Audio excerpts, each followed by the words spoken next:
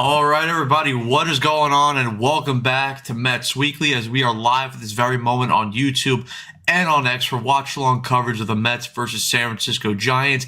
Game number 10 of 162, the fourth and final game of this four-game set against the Giants in San Francisco. But before we start, make sure to subscribe for live episodes of the Mets Weekly podcast following every single regular season series, which you guys will see one tomorrow where Andrew and Carson will break down this Giants series. For those of you watching or listening on playback and want to join the conversation in the future, make sure to follow, make sure to turn on our post notifications to let you guys know anytime we go live.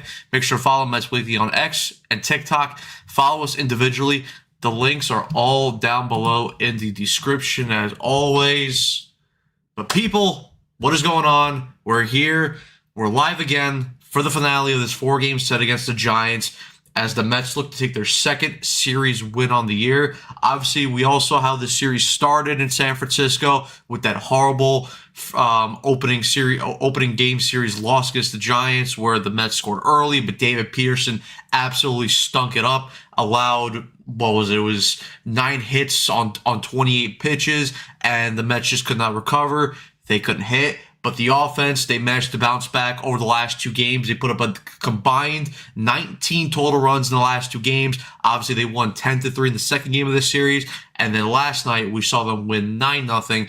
And it also helped when you got 2 very good starting pitching performances from Nolan McLean in the second game of the series.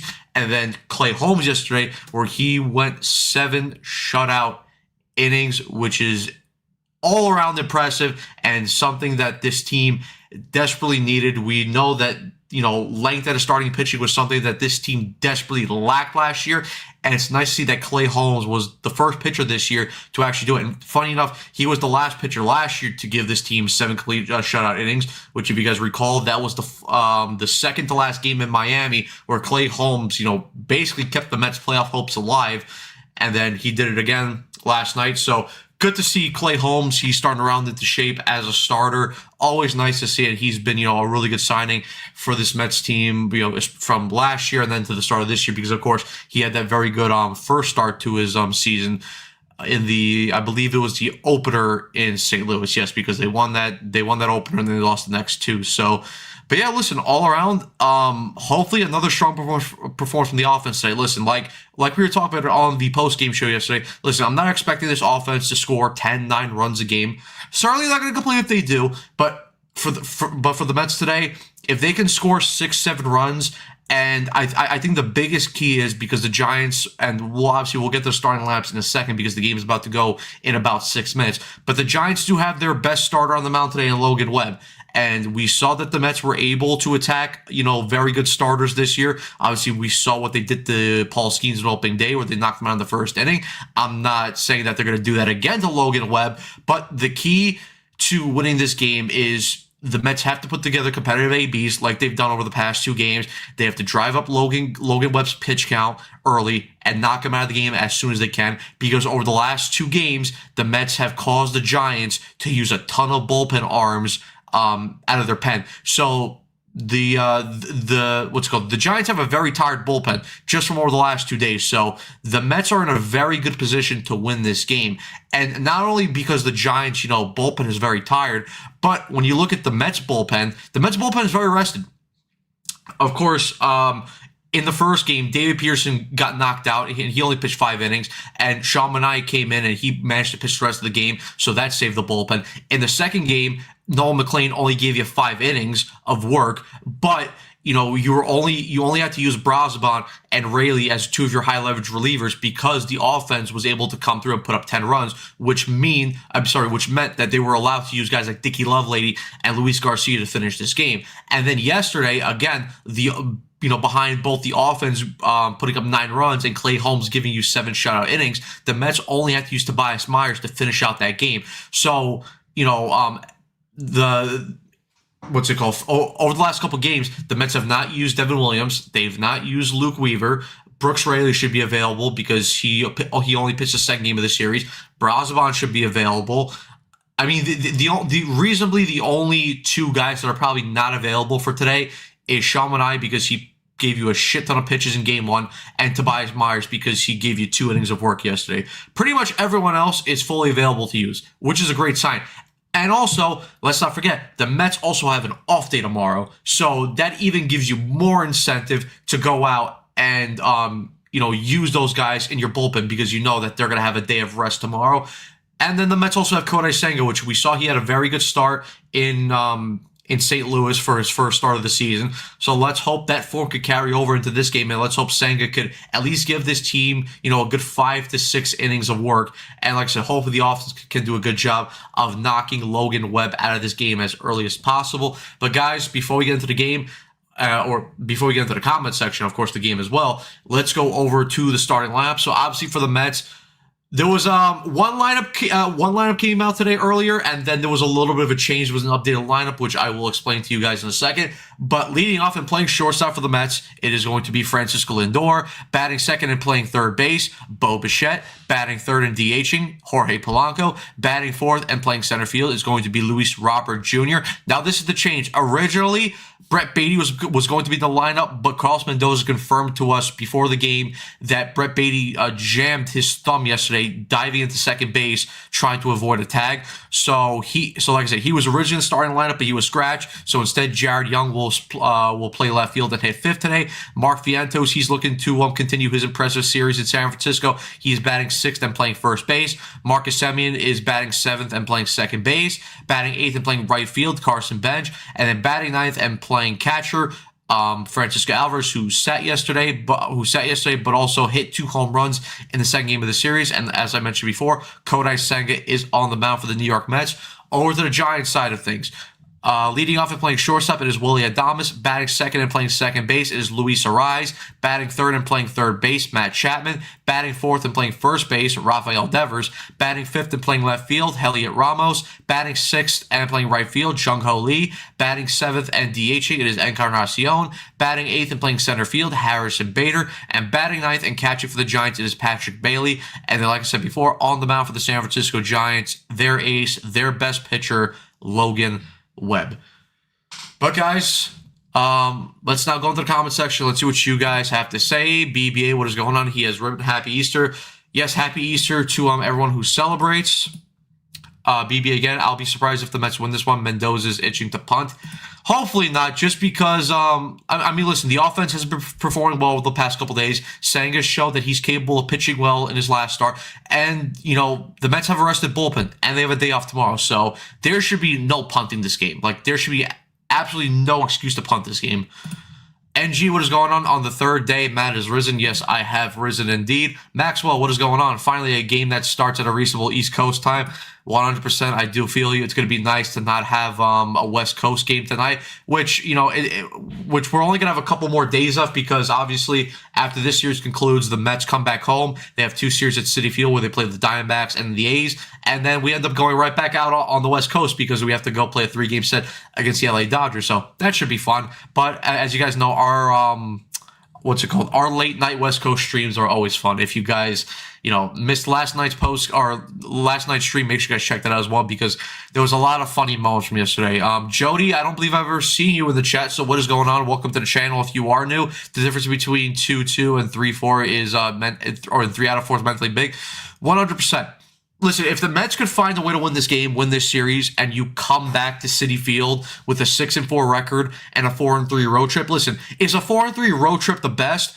No, but when you look at the context and you see how the road trip started with them dropping the first, 3 out of 4 to start off this road trip, I think winning the final 3 and ending this road trip over 500 and, like I said, coming back to Citi Field with a 6-4 record, I think, that would be a big, mentality boost for this group. And hopefully the offensive outburst that we've seen on the road from the last 2 games, and hopefully in this game can carry over, to Citi Field and can carry over to the home fans because that would be huge for them.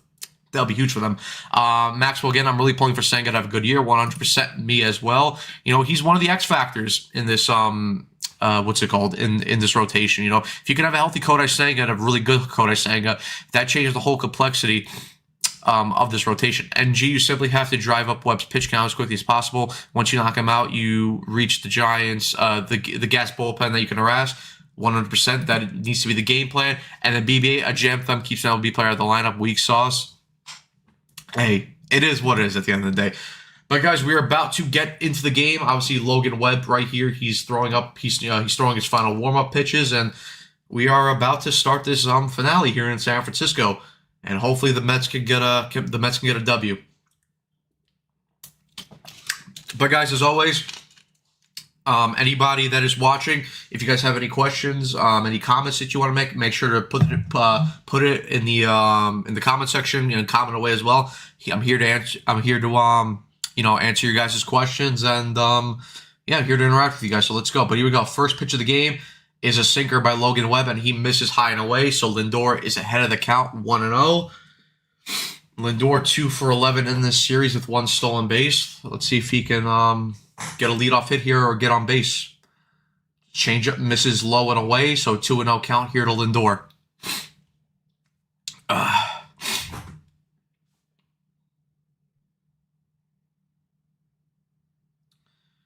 All right, the 2-0. And Lindor is going to foul that pitch off. Fouls that changeup off, so count at 2-1.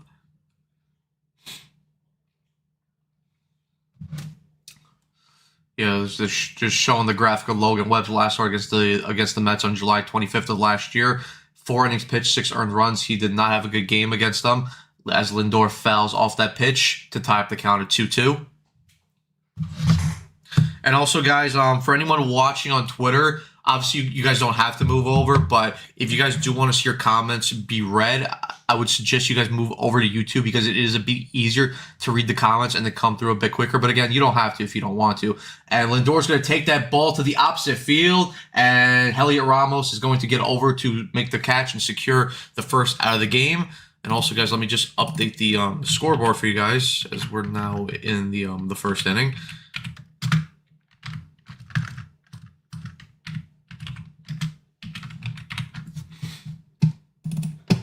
All right, but now Bo Bichette will come up for the Mets.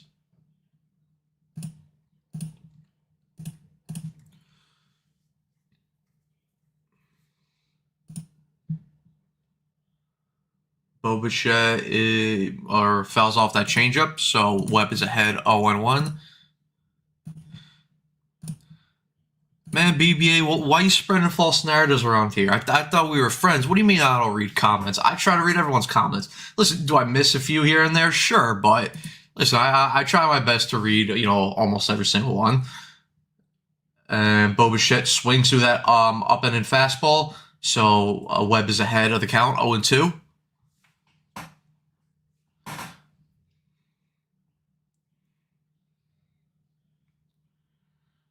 All right, here's Logan Webb into his windup, the pitch. Bichette fouls off that fastball. Count remains at 0-2.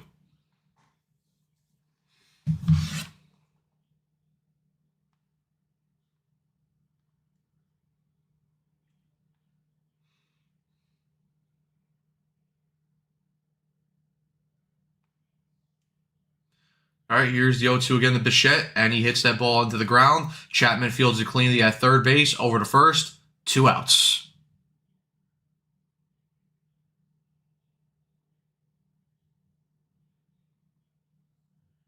All right, and now Jorge Polanco will come up as the third hitter in the first inning. Yeah, exactly. Fake news. Come on. You should know better, BBA. Devers at first base. Interesting to see how Devers plays first base in this game and this year's up. But Polanco grounds that ball over to first base. Devers fields it cleanly, steps on first, inning over. Logan Webb with a quick 1-2-3 inning here as we head to the bottom of the first. Bersenga will take on Adames Arise and Matt Chapman in the bottom of the first. I was about to say before Devers fielded that ground ball by Chapman. I'm interested to see how Devers plays first base today and in total this season, because if you guys recall last year when the Mets played that series in San Francisco in July, and Devers was playing a lot of first base. I mean, Devers was terrible at first base. His footwork was terrible. He was bobbling a lot of ground balls, not making a ton of plays, but does make that one. So I don't know. Let's see what happens. Of course, we know that Devers is mainly known for his bat. Even when he was in Boston, he was playing third base. He was never the cleanest with the glove at third base, and that was one of the main reasons why the Red Sox, wanted to go after and get a guy like Alex Bregman last year, and that kind of also pissed off, Devers as well. So but we'll see what happens. But like I said, Devers is more known for his bat anyway, and I think it'd be better for the Giants just to DH him like he has been in this series. He's been mainly DHing, but I guess you got to give him some reps at first base, I guess.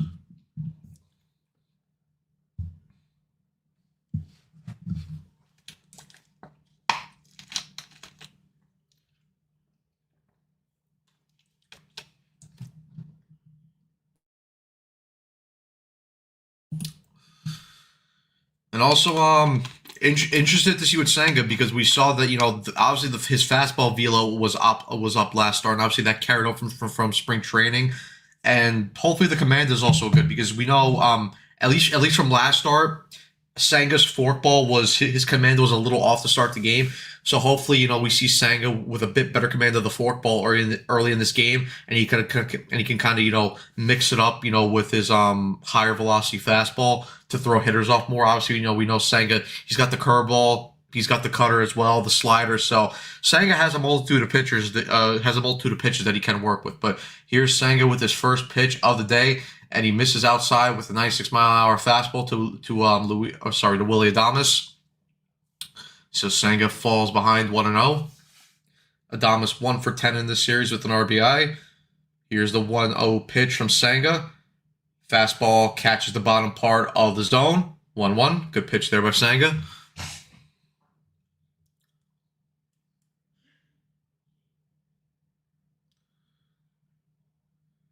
All right, Sanga with a long hold now is into his windup. The pitch. Adames swings to the 96-mile-an-hour fastball. Sanga's ahead 1-2. Come on, Sanga, put him away. Brad, what is going on? What's up, everyone? Let's go Mets. How about a happy Easter, or how about an Easter victory? Yes, hopefully an Easter victory, and hopefully a series win as well. That would be huge for the Mets as they go back home after this game. Here's the 1-2 pitch to Adames. Forkball misses inside. 2-2.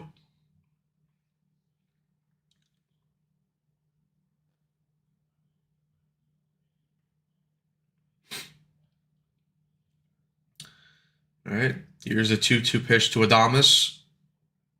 And Adames fouls off that fastball to stay alive in the AB. Here's Carlos Mendoza in the dugout.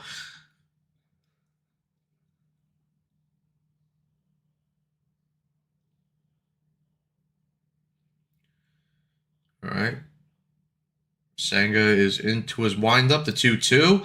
And forkball is low, but Alvarez challenges it, and I think that's going to get reversed for strike 3 and a strikeout here on Adames because I think that just clipped enough of the bottom part of the zone.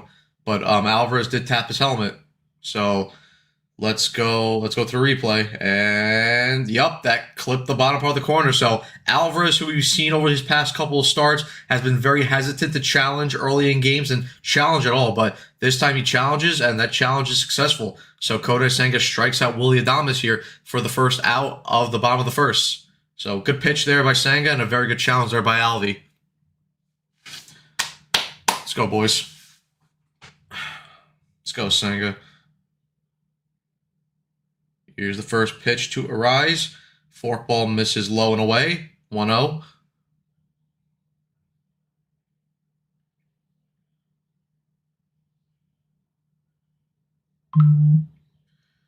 Here's the 1-0. Fastball is hit up the middle. Lindor fields it cleanly. Over to first base. 2 outs. So good start here by Senga. 2 outs on 8 pitches.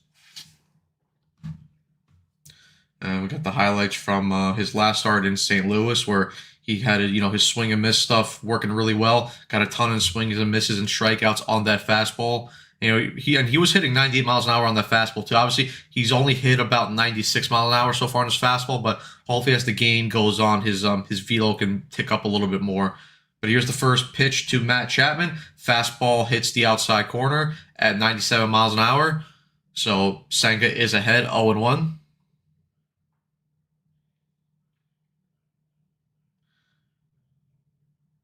right, Senga is into his windup. The pitch. Forkball misses low and away. 1-1.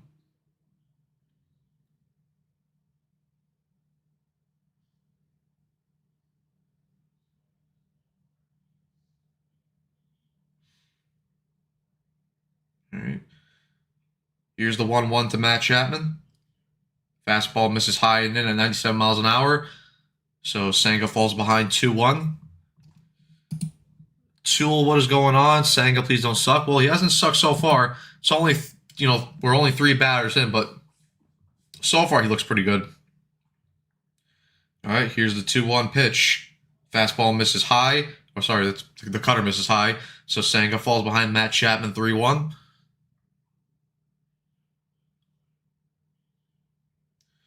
Come on, Kodai. Here's the 3-1 from Senga. And what was it? Slider is able to get in there. So full count here to Matt Chapman.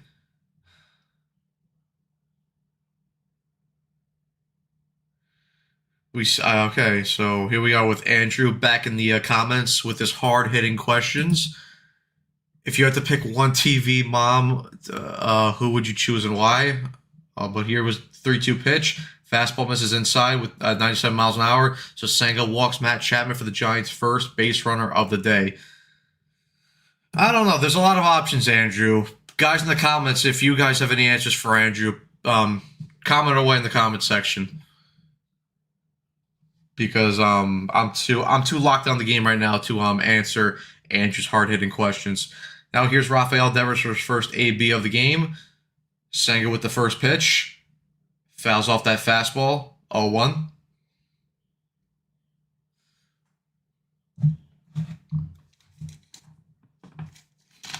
Buck Rogers' mom.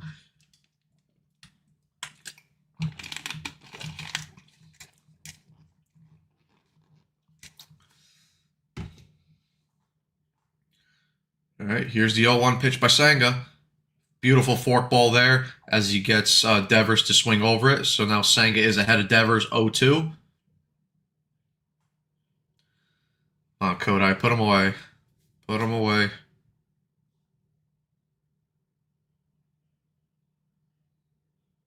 Here's the 0-2 pitch. And forkball just misses wide. So count is now at 1-2.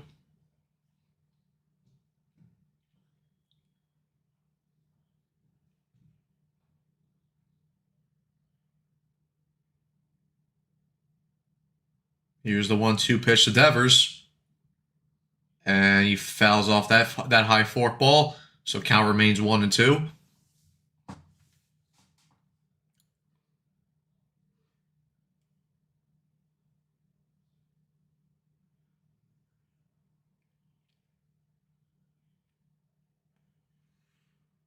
All right. Here we go. Here's Senga into his windup. And a beautiful forkball there by Devers as he gets him swinging. Kodai Senga with 2 strikeouts in this inning and is able to work around the walk from Matt Chapman as he gets out of this inning with a shutout. So we head now to the top of the second with the game tied at 0-0 still. And it will be Luis Robert Jr., followed by Jared Young and Mark Vientos to hit for the Mets here in the top of the second. A good inning of work there by Senga. The forkball looked a lot better so far early in this game, and his velo also looks good as well on the fastball. He topped out at 97 miles an hour on that fastball.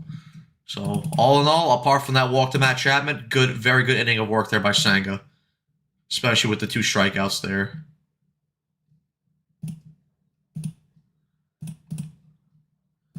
All right, let me just update the scoreboard now for you guys.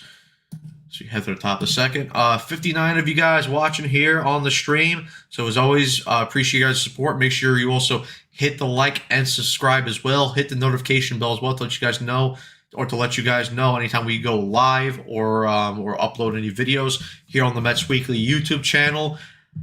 And as well, share share the live stream as well. If you guys know anyone who are Met fans or have anyone in your family who are Met fans, and they don't want to watch this channel, maybe they're interested in getting into Mets content on YouTube, tell them about us and share, because the more, the more people that watch us, the better.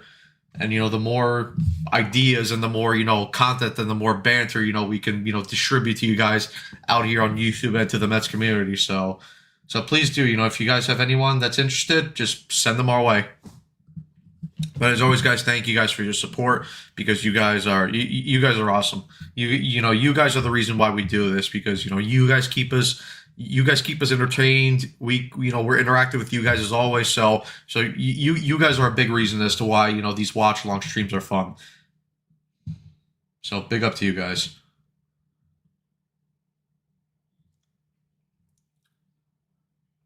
All right, but now here's Luis Robert Jr. with his first AB of the game, and Logan Webb misses with that sinker, low and away. So Robert is out of the count, 1-0.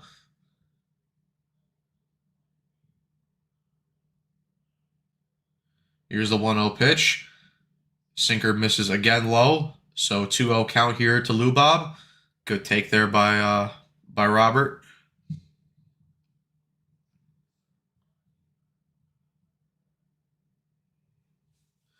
Logan Webb in here with the 2-0 pitch. Pitch misses. Oh, nope, it doesn't. Just clip the lower part of the corner, and the umpire called it a strike. So Logan Webb gets the count back to 2-1. It was still a good take by Robert. No need to swing at that pitch. All right, Webb into his windup, the pitch, and he hits that ball up the middle. That's going to be a base hit for the Mets. Luis Robert gets on base with a single up the middle, and the Mets have their first hit and base runner of the day. So good piece of hitting there by Luis Robert Jr. as he continues his good start to the season.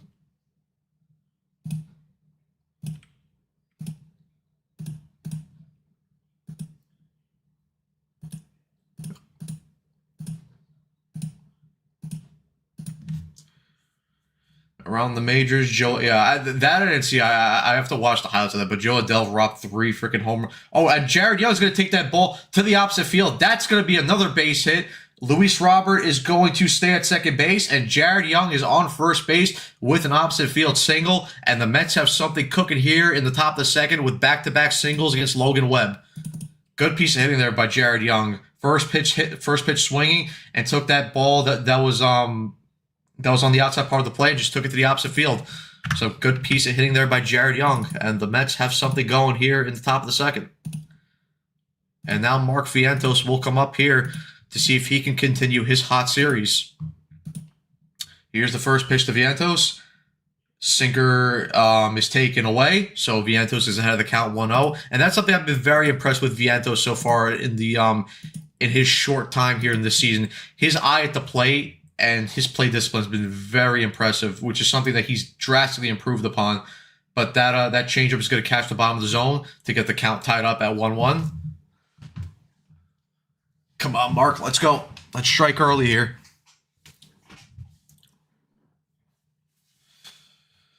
Vientos batting .471 so far to start this year. Here's the 1-1 pitch. And Vientos is going to drive that ball into the outfield. That ball's going to get down. Luis Robert's going to round third base. Jared Young is going to head to third. Mark Vientos with an RBI single. Oh, sorry, Jared Young's going to hold up at second base. But Mark Vientos continues his impressive series with an RBI single. And the Mets take an early 1-0 lead here in the top of the second.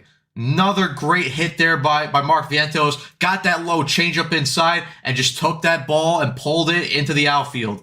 Great piece of hitting there by Vientos.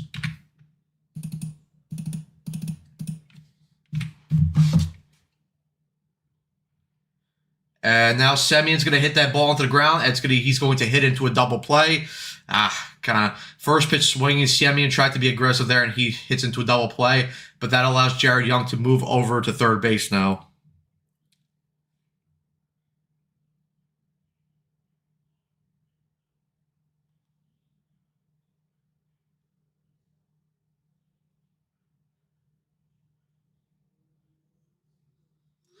All right, now here's Carson Bench in for his first AB of the day. Here's the first pitch by Logan Webb. Takes that fastball in, or takes that cutter inside for a ball, 1-0. Kind of a buzzkill there, that semi double play. You had no outs there, first and second again, and it's just I mean listen, I'm not gonna kill Semi in there too hard because he's had a very good series in San Francisco, but kind of sucks that you just killed a lot of momentum there. But hopefully Benj can drive in Jared Young here at third base as he fouls off that second pitch there to type the count at 1-1.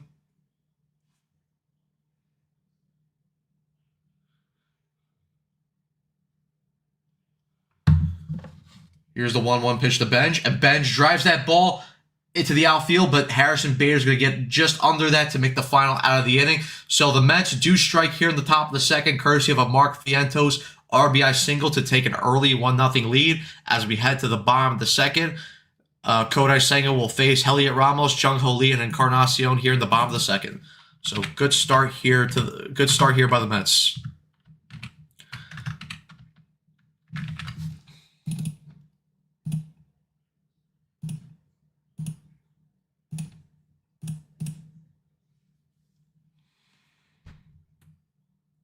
And yep, wow, he's red hot. Indeed, BBA. And yep, Maxwell Vientos, it's on fire. Let's go. Indeed, Brad.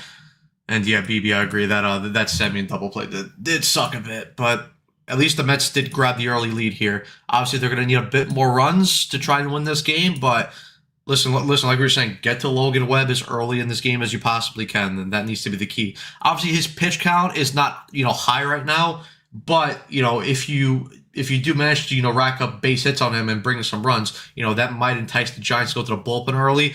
Even though still, I don't know if they do want to because of just how run into the ground their bullpen has been for the last two games. But let's see. Let's just see if they can keep doing damage here against Logan Webb.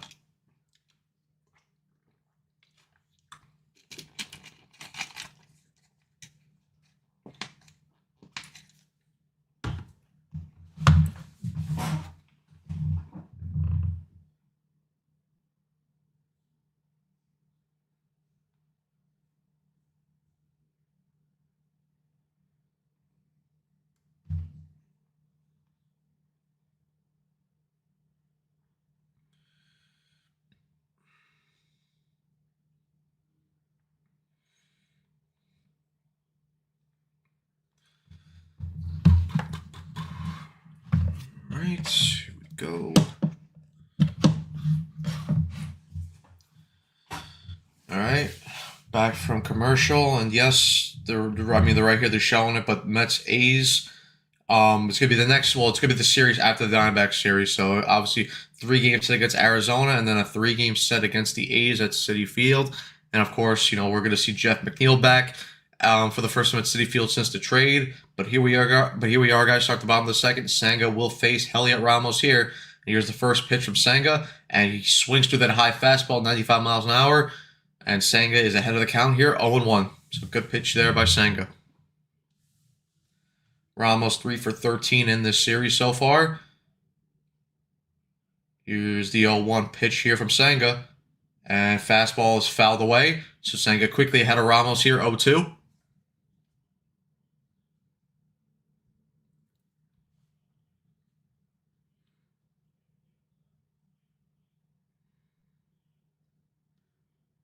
All right, Senga is into his windup here, the pitch, and a beautiful forkball there. Gets Ramos swinging for the first strikeout of the inning there. Beautiful pitch there by Kodai Senga as he gets Heliot Ramos to strike out.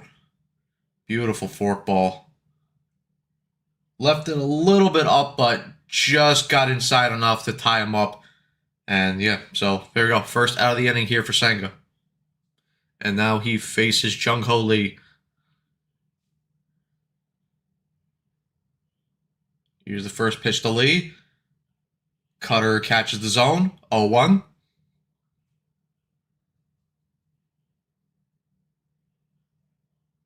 Here's Nolan McLean in the dugout here for the Mets. Senga's into his windup. The pitch. Fastball misses low and in at 95. So the count is tied up here at 1-1. Jung Ho Lee 1 for 8 in this series so far with an RBI. He's kind of struggled so far to start the season. 172 batting average with a 568 OPS. But he is a very good contact hitter. Here's the 1-1 pitch. Fastball misses outside. So Senga falls behind here 2-1.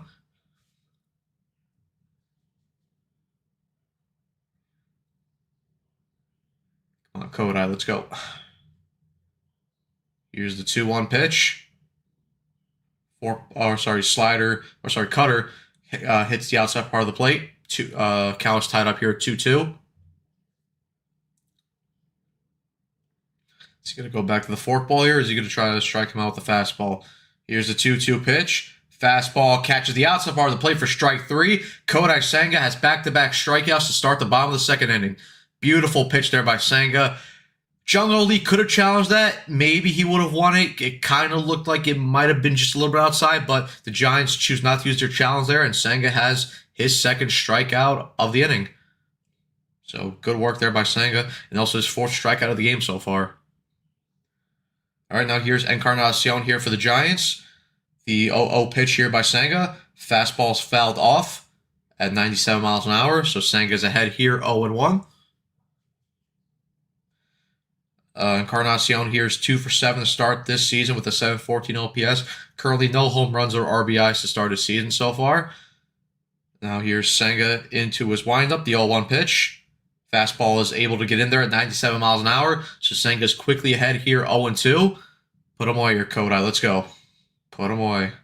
Got a couple of pitches here to work with, so just going to go to the forkball here.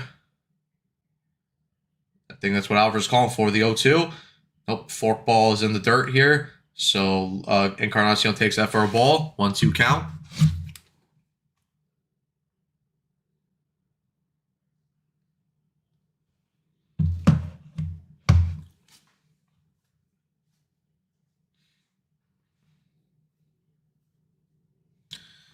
All right, Senga back in here with the 1-2 pitch.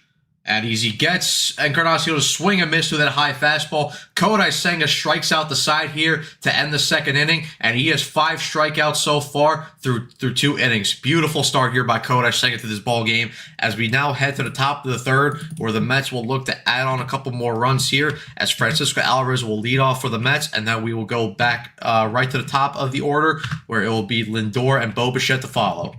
So beautiful start here from Senga.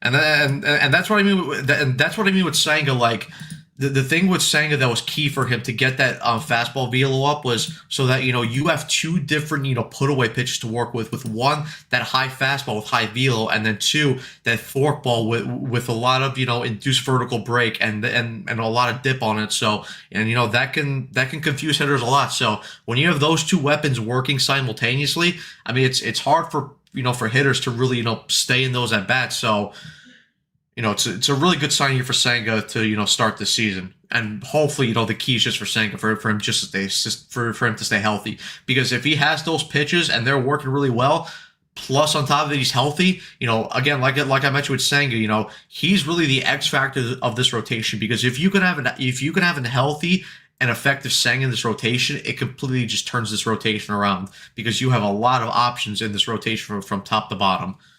But like I said, good start from Senga, and hopefully he continues it. But hopefully we see the Mets here, add on to their run total here in the top of the third. Guys, I will be back in just a second.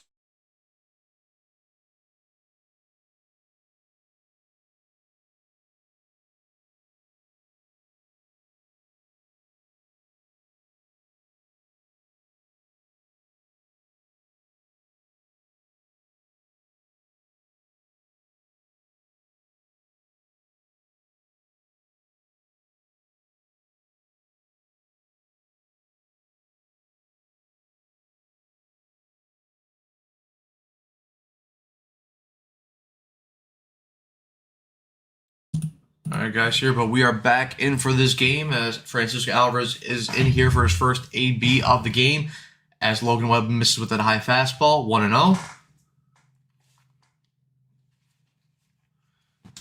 right, here's the 1-0 pitch to Aldi.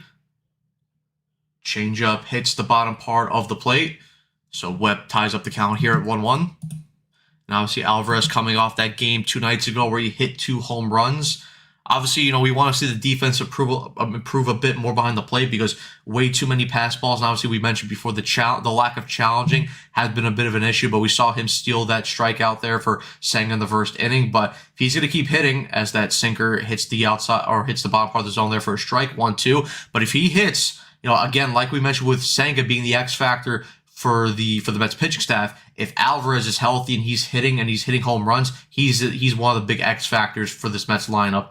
But Alvarez strikes out here on that low changeup in the dirt from Logan Webb, so Logan Webb gets his strikeout here to start the third inning, and 1 out here for the Giants. And now we're back here to the top of the order for the Mets with Lindor, and then Bo Bichette will hit right behind them.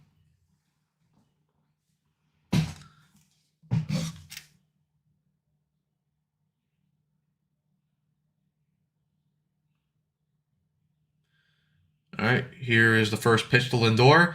Sweeper catches the zone. 0-1 here.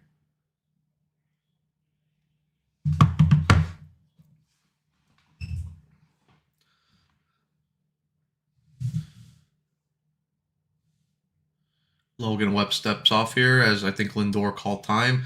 Lindor here 0 for 1 so far. Hit a hard line out to Heliot Ramos in left field in the first inning. Here's the 0-1 pitch here by Logan Webb. Lindor fouls off that changeup. So Webb is ahead 0-2.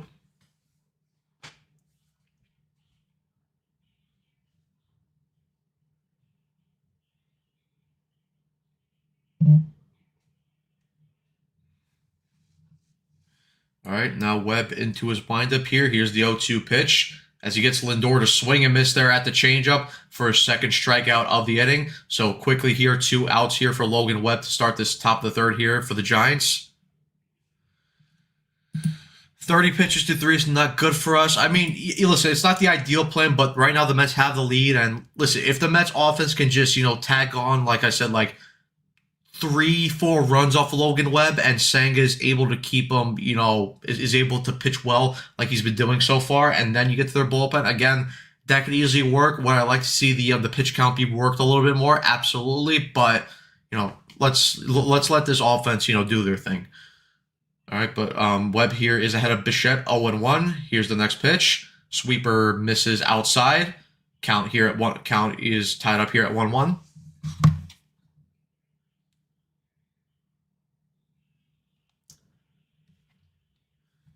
Here's the 1-1 pitch to Bichette. Lays off that slider again. So Bichette now is ahead of the count, 2-1. Good couple takes there by Bo.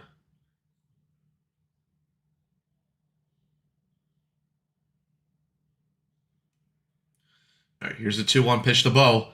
Swings at that fastball low and away. So Webb is able to get the count back to 2-2. Come on, Bo, let's go.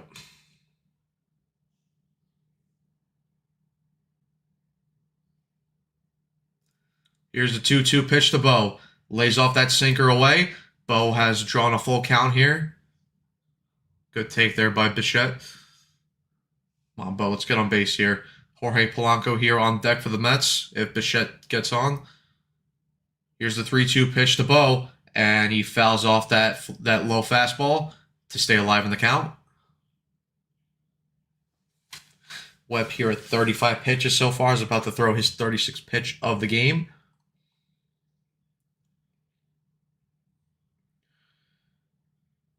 Now here's Logan Webb into his windup, the 3-2 pitch. Bichette once again fouls off that sinker to stay alive in the at bat. Good swing there by Bo.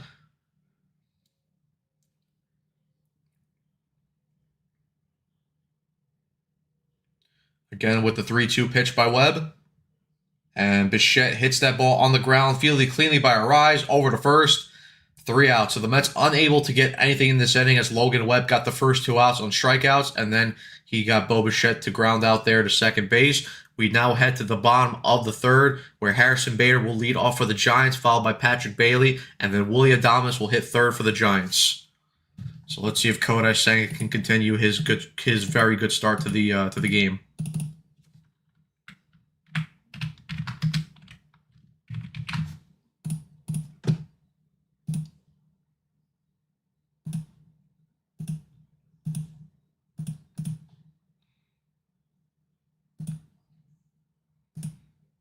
me just update the scoreboard for you guys here.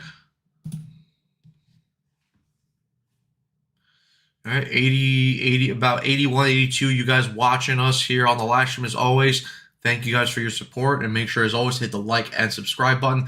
Hit the notification bell as well, which will let you guys know anytime we go live or upload a video here on the channel. And as well, share the live streams as well, because the more exposure we get, the better for us.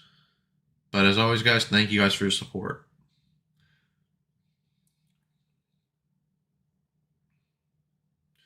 And also, for in terms of who else is going to join this watch along, Carson said that he'll probably join around the 7th inning. Andrew probably won't be joining, and with Evan, I'm not sure whether he will join or not. So you'll get me for the whole game plus the post game, and then Carson should be here, like I said, around the 7th inning.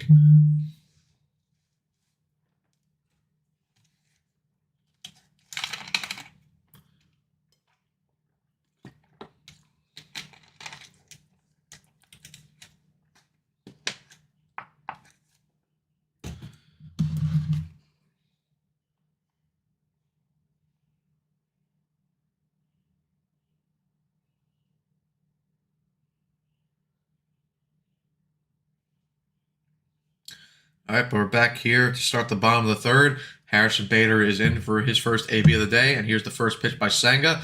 Bader fouls off that fastball at 95 miles an hour for Senga to get ahead of the count 0-1. Just smashed the subscribe/like button. Thank you, Brad, as always. I know you've been here watching the last couple watch alongs, so as always, thank you for your support as well.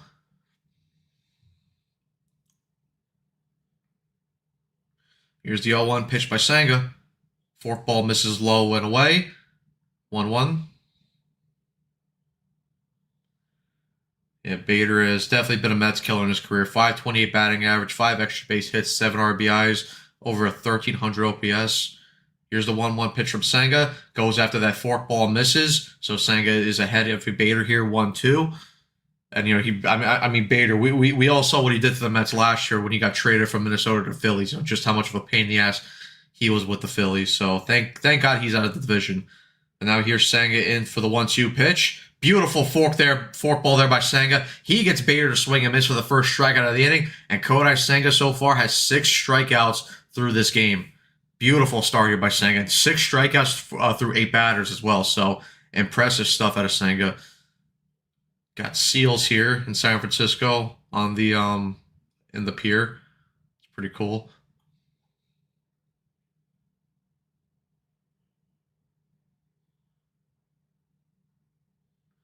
All right, now here's Patrick Bailey in for his first AB of the day. Senga misses with that curveball in the dirt. So Bailey's ahead 1-0.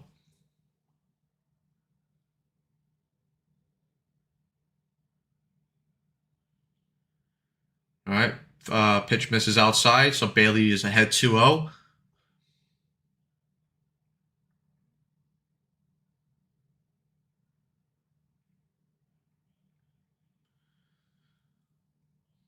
right, here's the 2-0 pitch. Senga gets that. He threw a cutter there, low and in, and gets Bailey to swing, so he gets the count back to 2-1.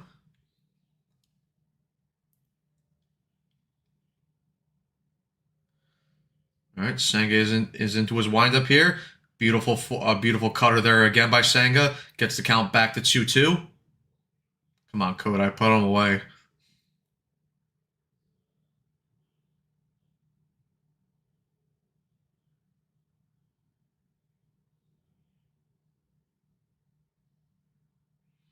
Patrick Bailey so far 0 for 6 in this series. There's a far shot there of the Oakland Coliseum, which of course is now abandoned since both the Raiders and A's are now out of Oakland. Obviously, the Raiders in Vegas and the A's in Sacramento. They will be moving to Vegas in a couple of years. High forkball misses high and away, so Bailey gets the count back into his favor with a full count here. Come on, Kodai, put him away.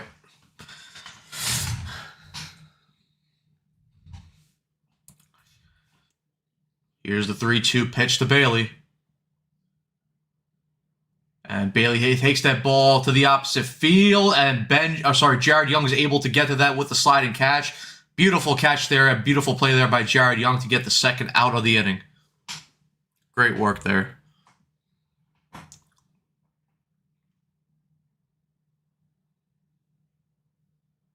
Thought that ball's going to get down, but Jared Young did a great job of tracking that ball, and he made a really nice diving play there on his knee to be able to make that catch.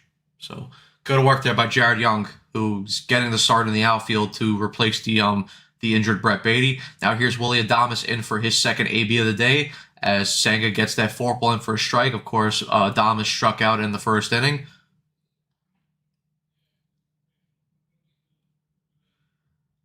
All right, here's the 0-1 pitch here by Senga. Ooh, high forkball misses. Completely misses. So count back at 1-1.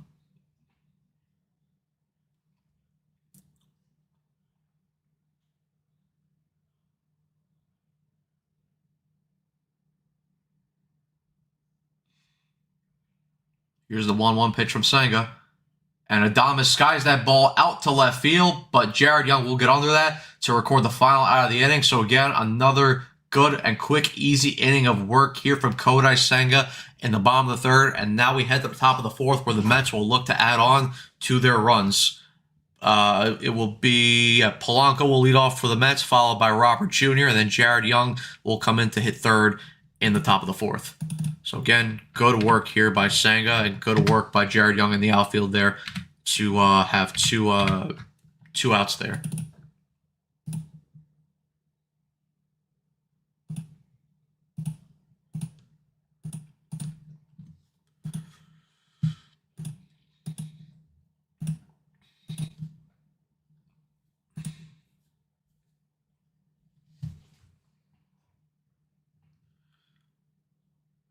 Right.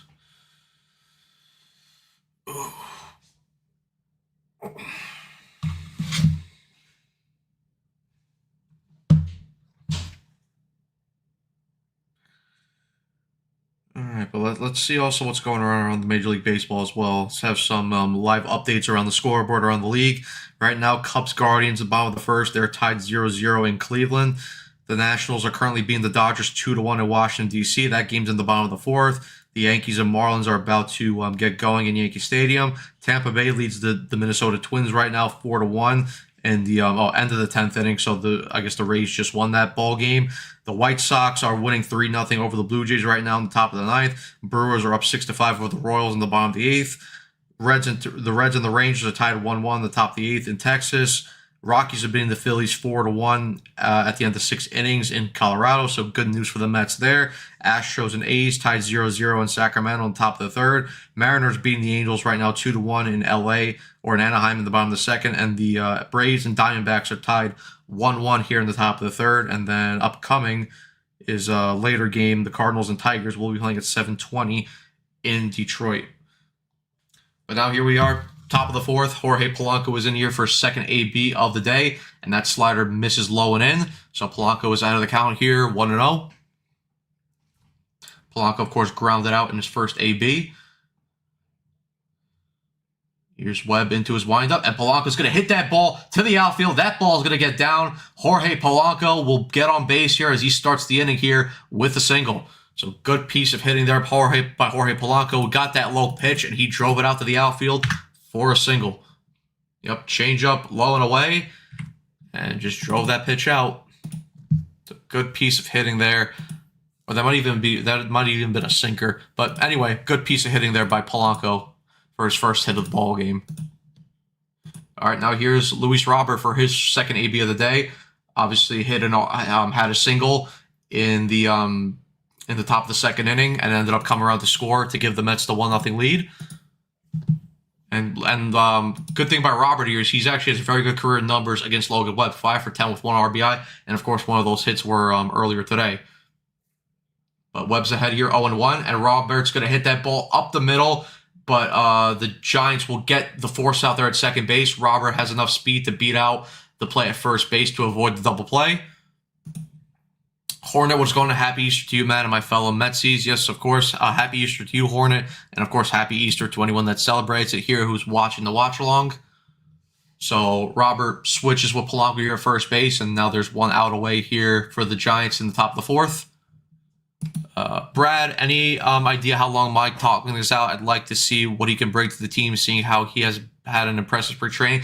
I mean, he had a torn meniscus, so I'm not typically sure how long it takes for a torn meniscus to recover.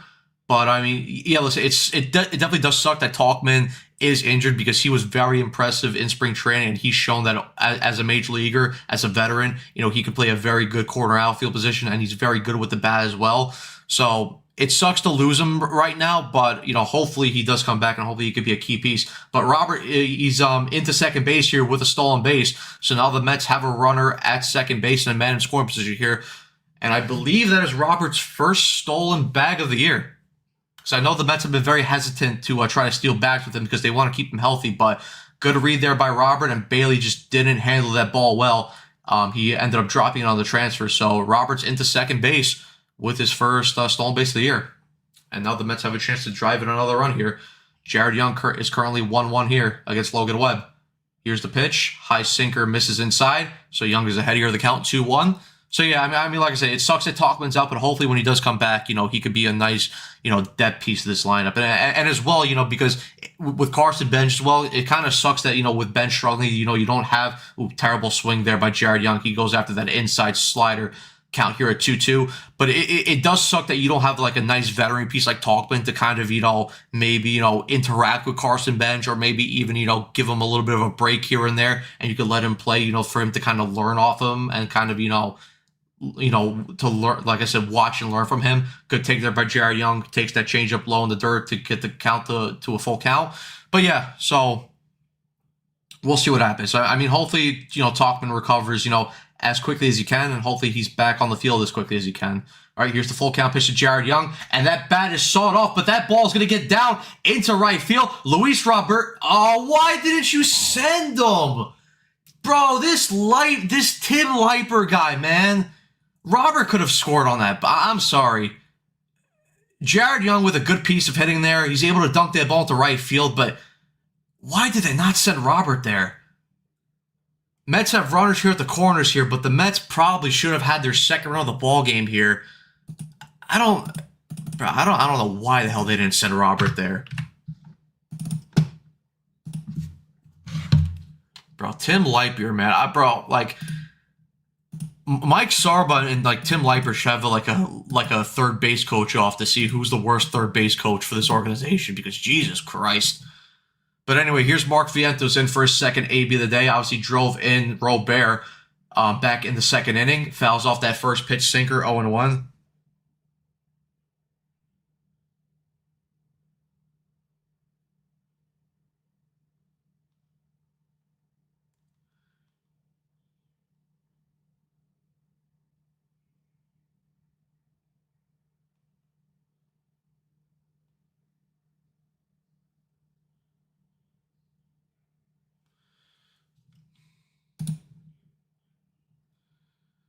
Yep, true that shit. Yeah, it sucks. BBA, he wasn't able to score.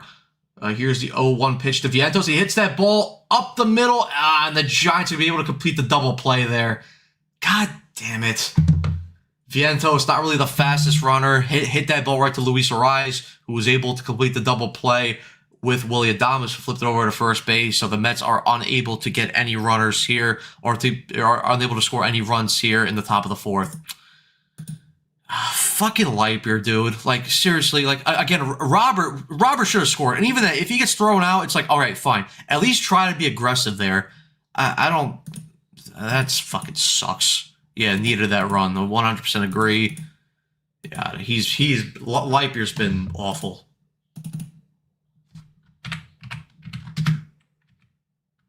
But guys, we now head to the bottom of the fourth here. Mets still up 1-0, and Senga will end up facing... Let me just get back to the lineup screen for you guys. But now we'll end up facing Ariz, Chapman, and Devers here in the bottom of the fourth inning.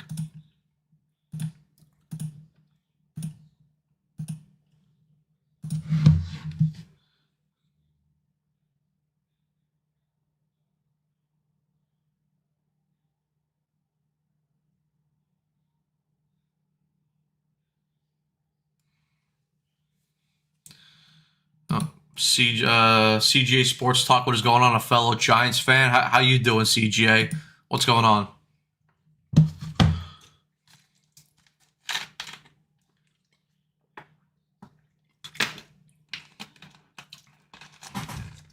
CJ, let's get a Giants fan perspective. What's your thoughts on the Giants this year? I know you guys are off to a bit of a slow start here at 3-6, but what's your thoughts on the team so far? Just want to get an opinion from a different fan.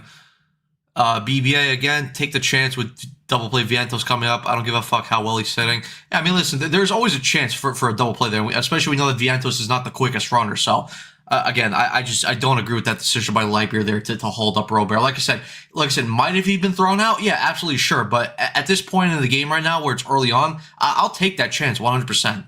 Mets should be up 2-0 right now. But here's Senga in against Luis Arraez. Arraez 0 for 1 so far. And that high curveball misses. 1-0 to Arraez.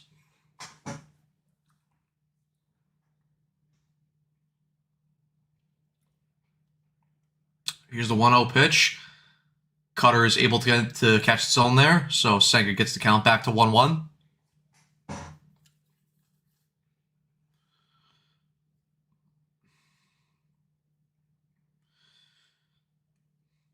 Here's the 1-1 pitch. Good fastball there by Senga. Catch the bottom part of the zone to get ahead 1-2. Showing the stats of Bobby Thompson here, of course, had the shot heard all around the world with that home run in the Polo Grounds with the Giants when they were back in New York.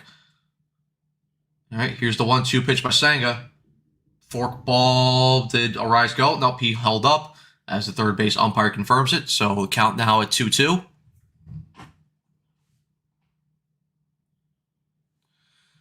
What do you mean I was nasty to you, Ken? How was I nasty? Why? Because I was saying you were a bit of a hypocrite with the sounds board? Come on. The 2-2 pitch by Senga. Arraez fouls off that high fastball. Count remains 2-2. Come on, Ken. I wasn't nasty to you.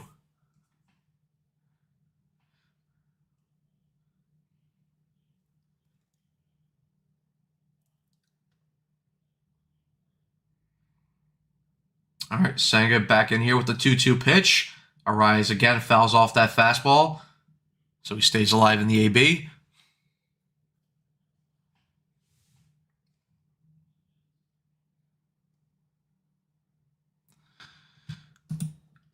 Oh, you're still pissed off about that Holmes thing? Come on, Ken. Listen. Okay, I don't want to do this right now, but here's the 2-2 pitch. Arraez is able to lay off that high and away forkball. So full count here to Arraez. Listen. Again, I'm not debating that. Listen, no one said last night that Clay Holmes is a bad pitcher. I'm just saying, there's no need to overpay Clay Holmes. That's all we're saying. Here's a 3-2 pitch to Arraez, and he hits that ball into left field, and that ball will go foul again. So good AB here by Luis Arraez. Listen, again, no one said anything about Clay Holmes being a bad pitcher. I like Clay Holmes. He's a very good pitcher. But again, if he's going to get overpaid by another team in the offseason, there's no need for the Mets to, overpay him and give him a bad contract when the Mets have a lot of up-and-coming young prospects in their through their prospect pool in terms of starting pitching wise. That's all I'm saying. That's all we were saying. Here's a 3-2 pitch, and Arraez dunks that ball into center field for a base hit as the Giants have their first hit of the ball game. Again, as I mentioned before, I hate Luis Arraez. But that was a good AB by him. I'll give him credit there.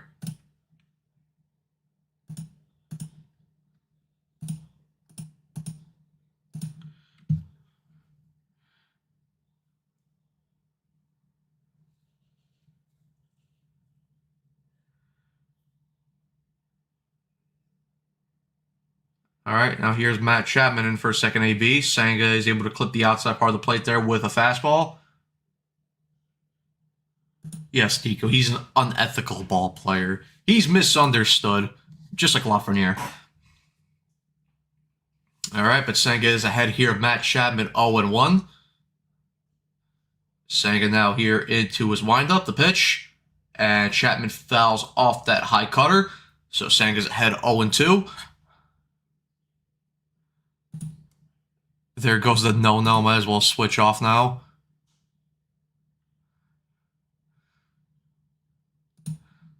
What's overpaying? What are starting pitchers making? I mean, listen. Listen. If a team offers Clay Holmes like a 4-year deal at, let's say, Senga there, and that ball's hit up the middle by Chapman, Lindor over to Semien, over to first base, double play. Great pitch there by Kodai Senga, and great fielding work there by Lindor and Semien, the tandem up the middle to turn that double play. And just like that, the Mets erase a leadoff single there by Luis Ariz, and now there's 2 outs away here for Senga and the Mets. All right, but back to what I was saying, Ken. If a team, let's say like the Angels, went out there this offseason and they gave Clay Holmes a 4-year deal at anywhere between $22 to $25 million, are you telling me that the Mets should offer that deal? And listen, again, I like Clay Holmes, but I'm not giving him that deal, especially when this is his 33-year-old season right now. So you're going to pay Clay Holmes $25 million for his age 34, 35, 36, and 37 season? Of course not. Again, listen, if there's like a short-term deal out there and Clay Holmes is willing to take like a 2-year deal, okay, listen, I'm willing to have the conversation there. But again, I'm not giving out term to a 33-year-old pitcher or to a then 34-year-old pitcher. Senga here, 2-1 count to Rafael Devers as he gets their cutter in there for a 2-1 count. So that's all I'm saying. Again, you have to look at the context and what the contract offer is going to look like. Again, I agree with Carson. I'm going to offer Clay Holmes a qualifying offer because if a team like the Angels does offer that 2-2 now to Devers as he fouls off that pitch. But if you give Clay Holmes a qualifying offer and he declines, and then let's say the Angels offer him that type of deal and he takes it because the Mets don't want to offer him term, then you get a draft pick out of Clay Holmes. And I think 2 really good years out of Clay Holmes plus a draft pick on top of that because a team was willing to throw the bag at him after he declined the qualifying offer, that's a pretty good fucking signing. And then, of course, on top of that, you have to look at the fact that here's a 2-2 pitch by Senga, fastball misses outside 98 miles an hour for a full count here to Rafael Devers. But again, like I said, if you get 2 really good years out of Kodai Senga plus the draft pick on top of that, and again, like I said, you look at the factors that the Mets have guys like Tong, Scott, Wenninger through their pipeline that they could replace them. Devers walks here for the second Giants base runner of the inning.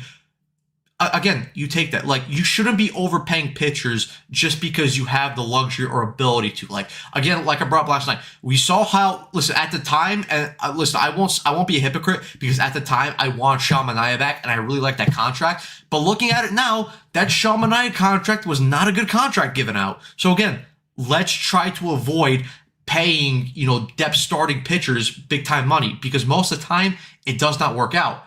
Heliot Ramos in here for second AB. Grounds that to Lindor over to second base, third out of the inning. So good work there by Kodai Senga. He gave up the leadoff single to gave up the leadoff single to Luis Ariz, was able to turn double play, walk Devers, but then got Heliot Ramos to ground out to record the final out of the bottom of the 4th inning. We now head to the top of the 5th, where the Mets will look to add on some run insurance.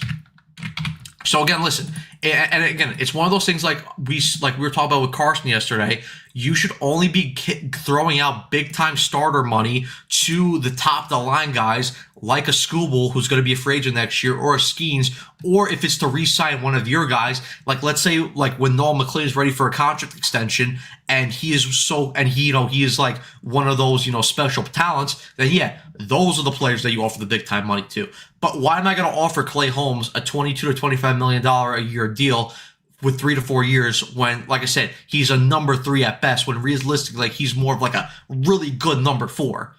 And at his lowest, he's a solid number 5. It's like, again, it's just not worth it.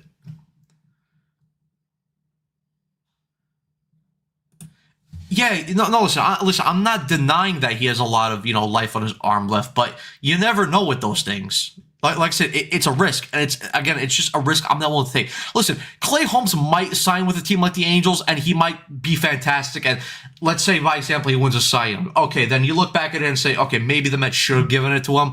But again, what's the likelihood of Clay Holmes winning a Cy Young? Like, I love Clay Holmes, but like, let's not lie to each other here. It's like it's not freaking like high. And you think the only garbage team I'm not saying that, but I'm just saying there are teams that will be out there that are desperate to overpay for starting pitching, and we know that the Angels are historically a team that does that. So that's why I'm saying a team like the Angels would. I'm not saying that he's going to go to the Angels. He might go to the Padres, for example. Maybe the Nationals offer him a deal. I don't know, but I'm just saying. To me, it's a risk that the Mets should avoid.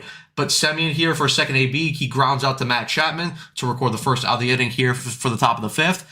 And SGA, don't worry, I'm going to read your comment now. Sorry about the wait. So SGA was saying the Giants have had a tough start to the 2026 season with a 3-5 record. Sorry, hold on, I got to take a drink of water. With 153 games left, and we have a good lineup consisting of Chapman, Lee, and Arise. Okay, I mean, yeah, listen, I agree. I think you guys have a decent team, but it's just so far it looks like, you guys haven't really, gelled well. Especially last year, you guys had a chance to make the playoffs, and then you guys kind of just fell apart towards the end of the year. Here's Benj in here for a second AB of the day. And Bench hits that ball up the middle, but great play there by Chapman, who slings over to first base. 2 outs here for the Giants here in the top of the fifth. Maxwell saying, I'm not going to regret not re-signing Holmes if he has success. I'm definitely going to regret overpaying for him. Exactly. That's what I'm saying. That's all that we're saying, Ken. So just calm down. Listen, Ken, I get what you're saying, but when you have a run-well organization, it doesn't mean that you should be going, and just because you have the money doesn't mean you have to be going out there and overpaying guys. Like I said, I like Clay Holmes. I really do. I like the signing when it happened, and he's been a very good Met. I'm just not willing to give out that contract to him. That's all I'm saying. All right, here's Alvarez in here as he fouls off that sinker for a 1-1 count. Come on, Ken. Come on. Semien just had 2 good games in a row, and he's 0 for 2 here, and we're gonna say he's back to sucking. I mean, come on. Let's be calm here, Ken.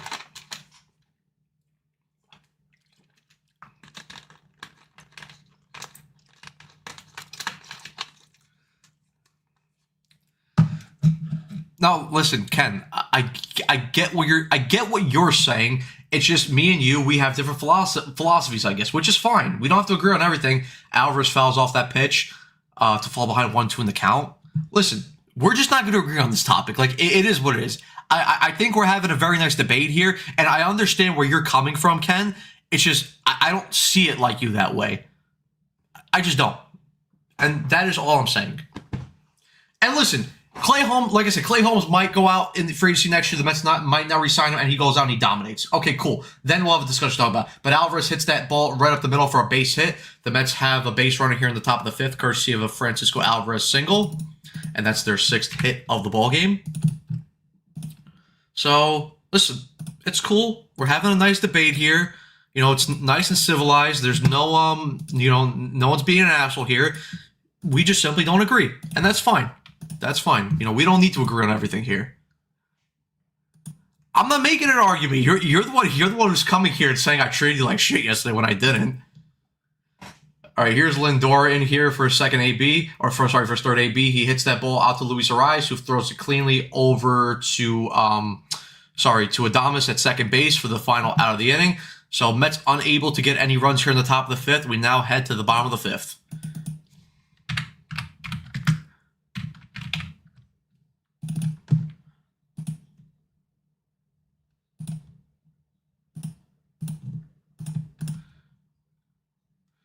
Yes, Ken, you do like it. So you know what, for you, Ken, we'll drop this line for you. Give me a second.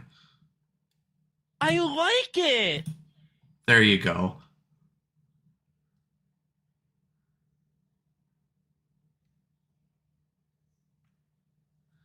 Yeah, I know you and Carson have beef.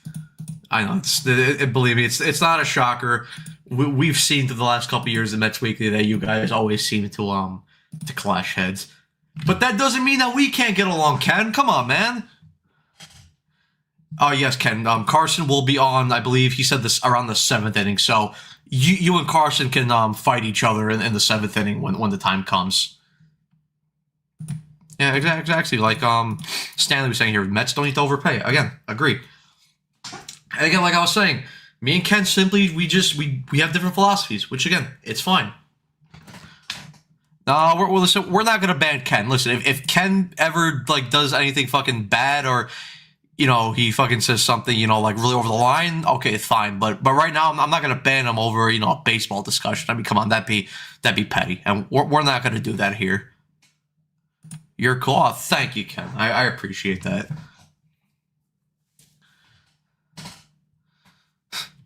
You're the glue to this show. And honest. Listen. I'm all down with honesty, man. Just again, listen.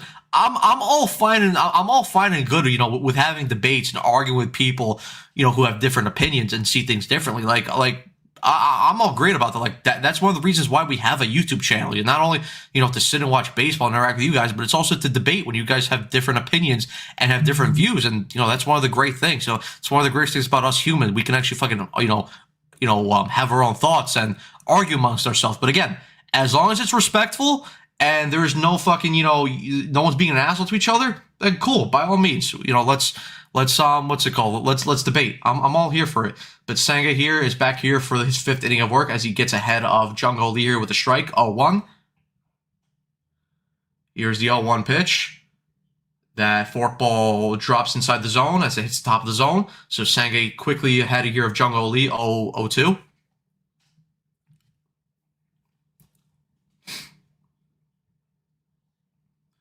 Here's the 0-2 pitch by Senga. Forkball does not get Lee to go after it, so 1-2 count. 90 around the 100 of viewers of you guys watching, currently at 99. So as always, thank you guys for your like. Thank you guys for your support. As always, hit the like and subscribe button, hit the notification bell as well, and share the live stream as well. Beautiful fast air by Senga. He gets Jungle Lee to strike out here for the first out of the 5th inning. Beautiful fastball there by Senga. Currently at 67 pitches as well, so hopefully he can get through this inning, the 5th, and then hopefully he could get through the 6th as well, and then, get to the Mets bullpen. Ken likes it. All right, we'll drop it for him since Ken's a big Senga guy. Encarnacion hits that ball out to left field, and that ball's gonna go off the wall. Fielded cleanly by Jared Young. He throws it into second base. And Semien with the tag. And he's off the base. And he got him. What a throw by Jared Young from left field. And what a tag by Marcus Semien at second base to get Encarnacion out at second base. Beautiful defensive play there by the Mets here in the bottom of the 5th for the 2nd out of the inning. And that play deserves this too. I like it. And it deserves yeah! Beautiful play there by the Mets. Beautiful play.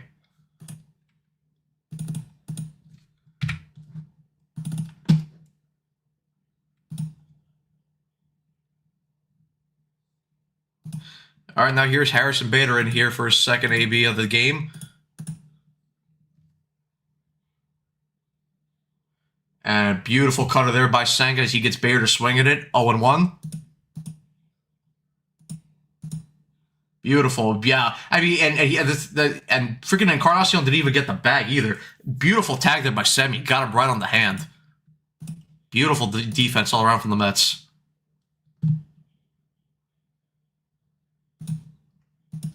Jared? Yeah! That's what we like to see. Textbook, 100%. All right, 1-1 count here to Bader. Here's the pitch by Senga. Cutter in the dirt. 2-1 pitch here. Or 2-1 count. And yeah, Semien there. I mean, Encarnacion, like I said, he didn't even get the bag. I mean, Semien, the beautiful tag right on the hand. Strike this Bader out. I agree with you there, Ken. Here's the 2-1 pitch. Cutter misses low and wide, so 3-1 count here to Bader.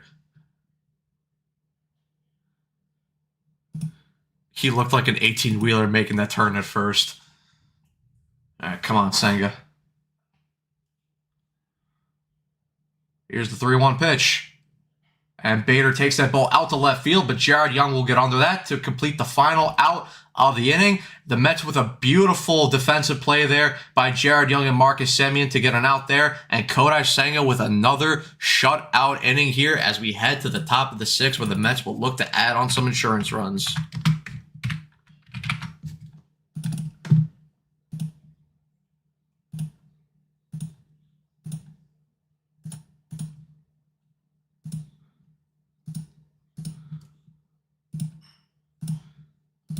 Guys, I will be right.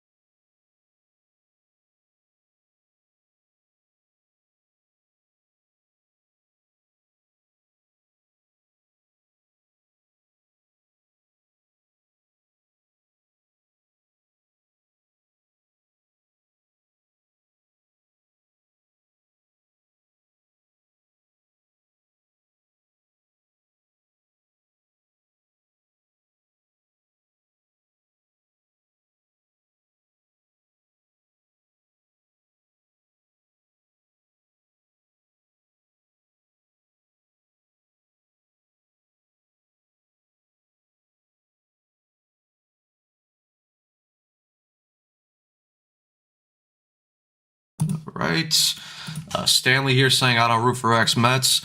Depends on who the X-Mets is. I like Bader personally. I don't got nothing against him. He was a good Met. And Nico here loved the sound effects, Matt. I mean, that wasn't just me. That was freaking me, Evan, Carson, and Andrew. We were all fucking screwing around offline, and we were adding shit to that soundboard. So glad you guys like it. All right, here's Bowen here for his third AB of the day. So far, 0 for 2 with 2 groundouts, and he's currently ahead of the count, 1-0 on Logan Webb. Here's the pitch. Sinker misses outside, 2-0. And kind of, not really what the plan here is. Not the Mets really haven't executed the plan that we would have liked with them. With driving up Logan Webb's pitch count here is only at 59 here to start the sixth inning, but hopefully they could just get some runs here. But Bichette grounds that ball into the dirt, fielded cleanly by Adames over to first base, 1 out. Well, listen, if Sanga's gonna keep pitching well and with the bullpen rested, maybe one run is going to be enough, but that is a dangerous game to play. The Giants do have a lot of good weapons in their lineup, and they have a lot of power weapons as well. So do want to get an extra run. But here is Jorge Polanco here in for his third AB. Got a single in his last at bat, but he takes that sinker low and away for a strike. So Webb is ahead 0-1.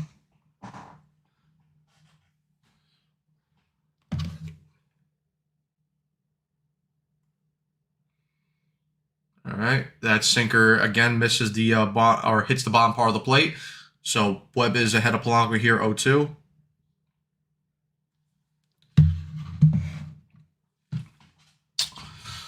Come on, Jorge, let's go.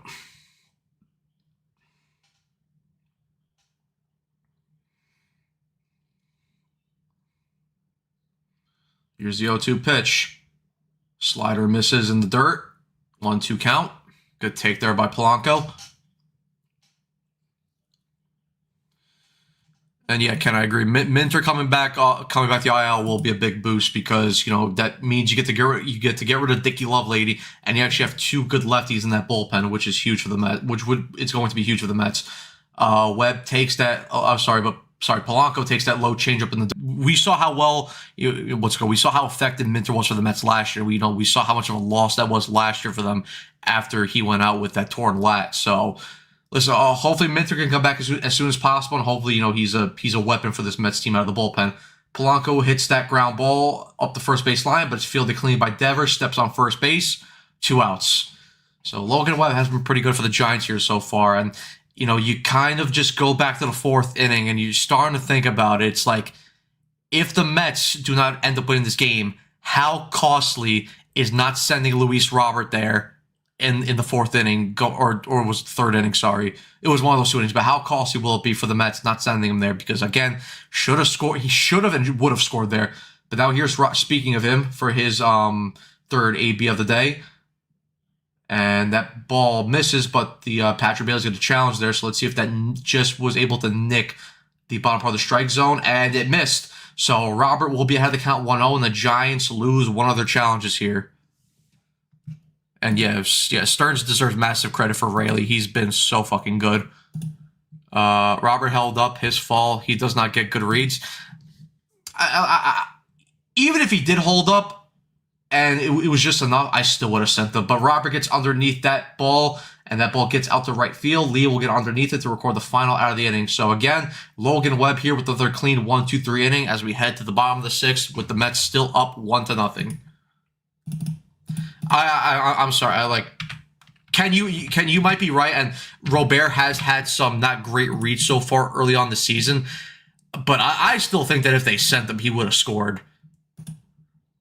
But again, that's just my opinion. Listen, I might have been wrong, but yeah. Listen, you agree. I still think, whether he had the bad read or not, I still think he scores on that play.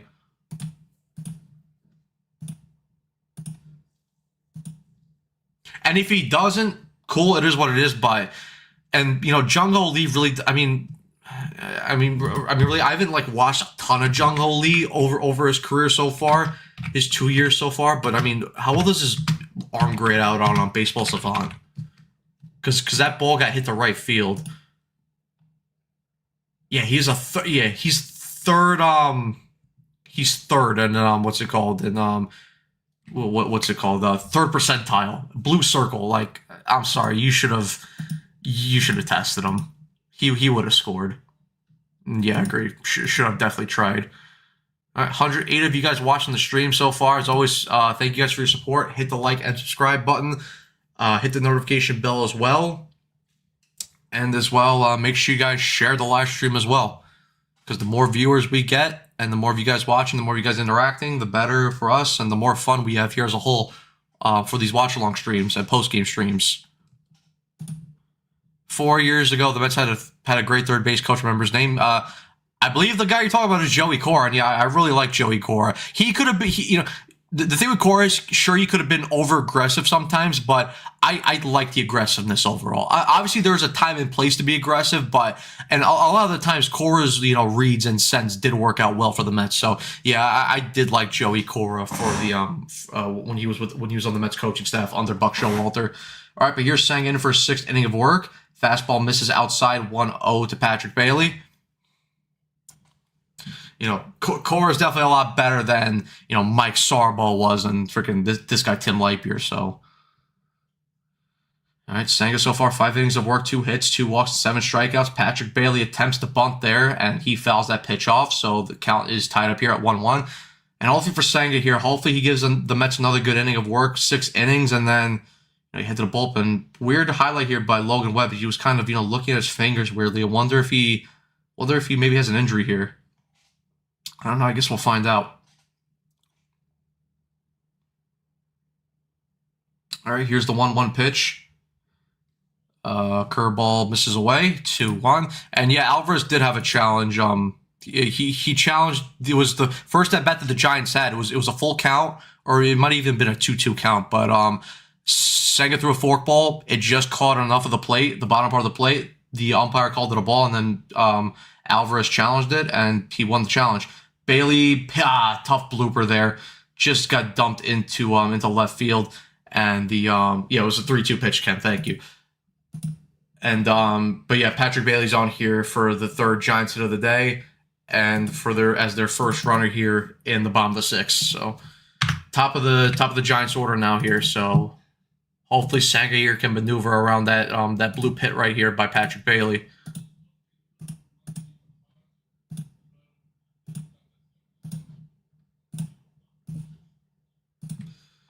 All right, now here is Senga versus Adames, and Adames gets onto that ball. He skies that into the outfield, but Semion's calling off his outfielders, and never mind. Benj makes the play. All right, 1 out here.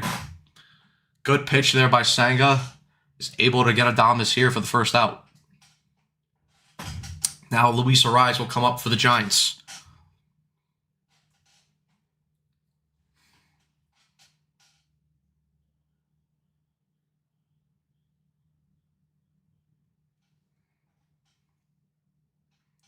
All right, Ariz so far 1 for 2 in this ball game. Senga is into his windup. Here's the first pitch.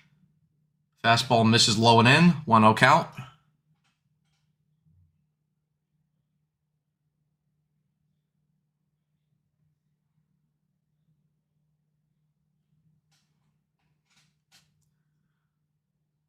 All right, here's the 1-0 pitch from Senga. Fastball misses outside again. So Ariz is ahead of the count 2-0.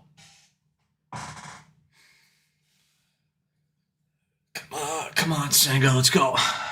80 pitches so far through 5 1/3 inning of work.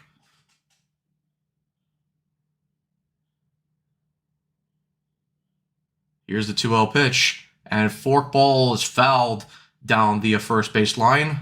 Goes out of play. 2-1 count.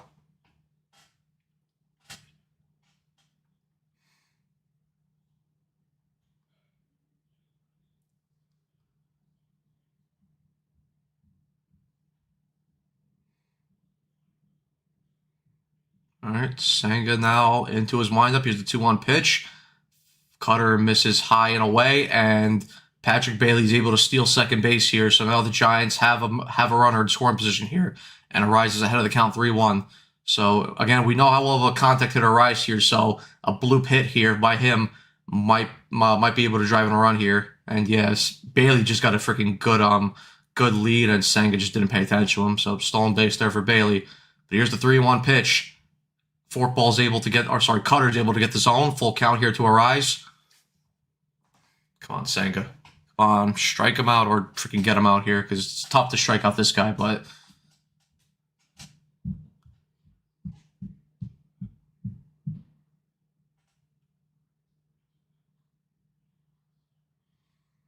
Here's the full count pitch. And Ariz gets underneath that ball. Jared Young's going to get underneath that for the second out of the inning. Great work there by Senga. Just jammed Ariz enough with that fastball up and in. And Jared Young catches that ball to secure the second out of the inning. And now it'll be Matt Chapman up for the Giants. Okay, live in Florida. Don't get Gary Keith around. These Giants announcers are boring as shit. I've listened to some Giants games because I have MLB TV, but yeah, I don't really know their announcers all too well. So, all right, here's Matt Chapman here for his third AB of the day. Senga starts him off with a beautiful fastball that catches the lower part of the plate. 0-1. Other ex-players who's on their broadcast. At least they're not homers. Here's the 0-1 pitch by Senga. And that forkball is going to be hit down the line. That's going to be a fair ball. Patrick Bailey around third. He'll come with the score. Matt Chapman with an RBI double here as the Giants tie up the game at 1-1. Unlucky there by Senga. But hey, listen, offense has to score more runs. You know, it was going to be very hard for them to win this game at just 1-0. So Giants have this ball game, and hopefully Senga here could, work out of the jam. Yeah, got that forkball, tried to get it, just stayed up enough, and Matt Chapman with a good piece of hitting there. So ball game tied up here at 1 in the bottom of the 6th.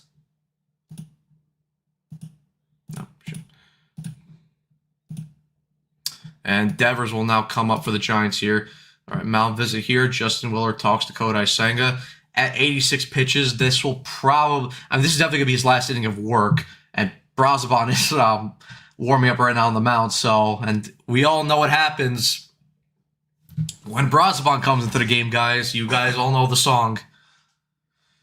So, but hopefully Senga's able to work out of the this inning with a tie ball game, and then we'll see if the Mets offense can do anything. And then the Mets obviously will go through their bullpen, which is fully rested, apart from guys like Minaya and Tobias Myers. So, and with the off day as well, that also helps.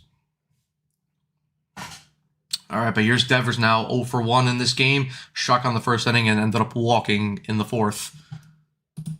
Mike Krukow, okay. All right, Here's the first pitch by Senga here to Devers. Fastball misses high. So Devers is ahead here, 1-0.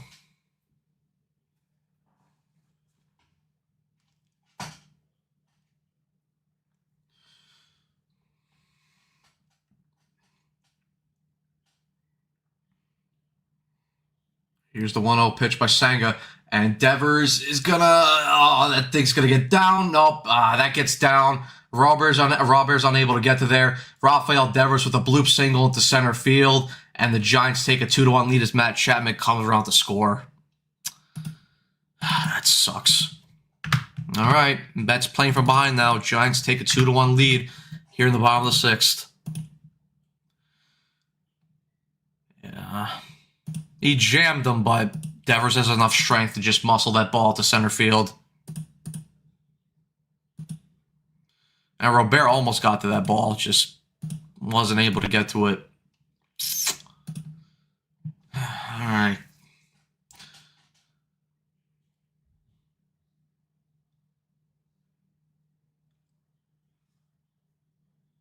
All right, Senga's out of this ball game now. And Brosman will come in to face, Heliot Ramos. So, sucks the way that game ended for Senga. Obviously couldn't get the full 6 innings, but 5 2/3, 2 runs. Listen, he pitched a good game. I'm not going to get on Senga. It sucks his game ended the way it did, but listen, hopefully Brosman gets the Mets out of this jam here in the 6th inning, and hopefully the offense wakes up and gets some runs. But here you go, guys. Here's the Brosman song.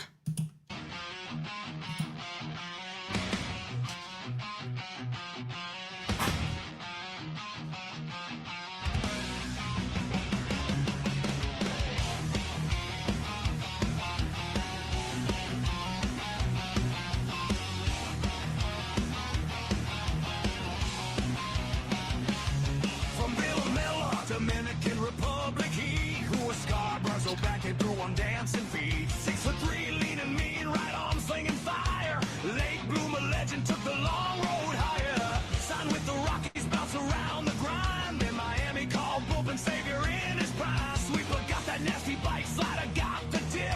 Hit a C and go yelling, step bro, help me quick. Step bro, man of the many.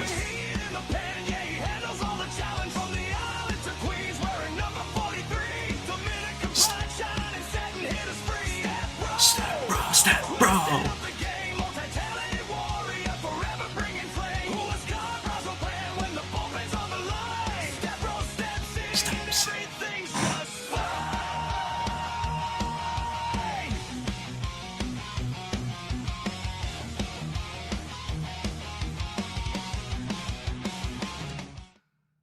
All right, here's Brosman out here facing Heliot Ramos. First pitch into Ramos. Fastball misses up, 1-0 count. Yeah, we're losing. Senga gave up a couple hits. But listen, the Mets weren't going to win with 1 run anyway, so Alfred's going to wake up. And Sinker misses there. I don't know where it missed, but no challenger from Alvarez. And now Brosman is behind the count, 2-0 to Ramos. My favorite firefighter is coming on the mound. Yes, he is. All right, here's the 2-0 count. Sinker, that one missed, but the umpire called there a strike, so 2-1 count here to Ramos.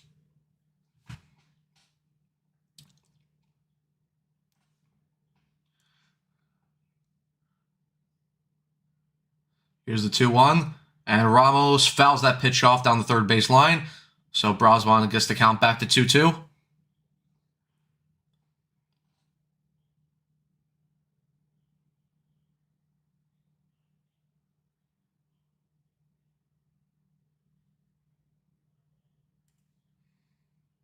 Right, here's the 2-2 pitch. And Ramos gets underneath that and make the... Oh, Jesus fucking Christ, guys. Talk to each other. But Benj makes the final out of the inning. So the Giants take the lead here 2-1 on a couple RBI hits from both Matt Chapman and Rafael Devers, respectively. We now head to the top of the 7th, where the Mets will look to tie up this ball game or take the lead. And as always, that was hold on. Let me just get it for you guys. That was a Brazabon success, so we will play the song again.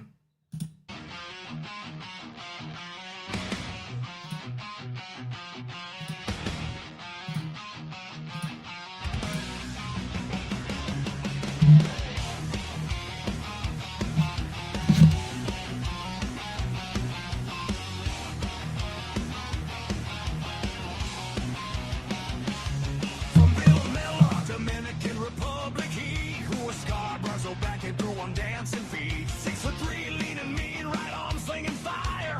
Late bloomer legend took the long road higher. Signed with the Rockies, bounce around the grind. In Miami, called Bullpen Savior in his prime. Sweeper got that nasty bike, slider got the dip. Hit a sea and go shelling, step bro, help me quick. Step bro, man of many talents, dropping heat in the pen. Yeah, he handles all the challenge from the island to Queens, wearing number 43. Dominican sunshine and setting hitters free. Step bro. The game, multi-talented warrior, forever bringing flame. Who was Scarborough's fan when the bullpen's on the line? Step bro steps in and everything's just fine.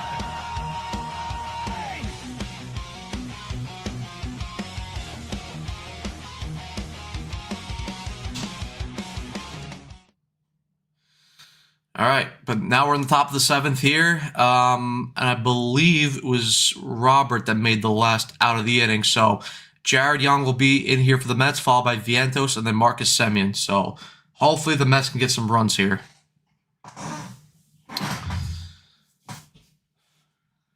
Yep, and Logan Webb will be out there again as he starts the 7th inning. Mets have really not done a great job at all at driving up his pitch count, and he gets ahead of Jared Young here with that cutter. 0-1. Jared Young, though, 2 for 2 so far with 2 singles and a beautiful defensive play made in the outfield. Young takes that cutter. Yeah, they takes that cutter outside for a ball. So count tied up here at 1-1.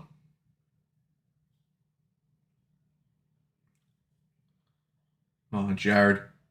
And Young fouls that. Oh, no, he's going to take that ball to the opposite field. Is it going to carry? That ball's going to go off the wall. Jared Young is going to go into second base with a stand-up double. Jared Young is 3 for 3 today with 2 singles and a double.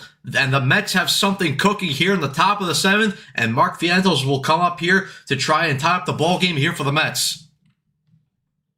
Good piece of hitting there by Jared Young. It's been good the last couple games. I'll give credit to Jared Young.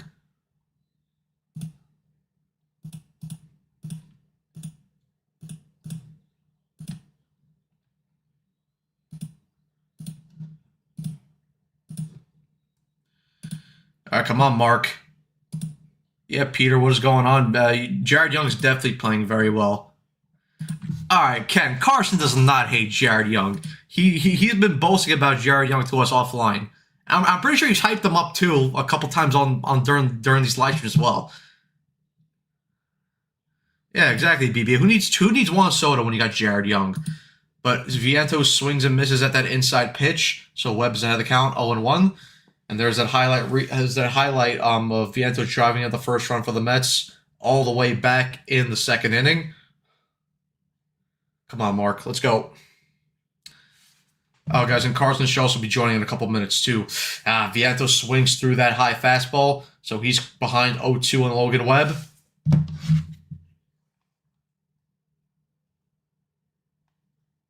So, Ken, you'll get your wish of battling with Carson again. He'll be on in a couple minutes. Good take there by Vientos on the high fastball. Count at 1-2 now.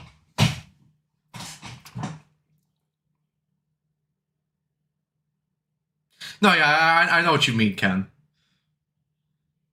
All right, fastball misses up again. Count back to 2-2.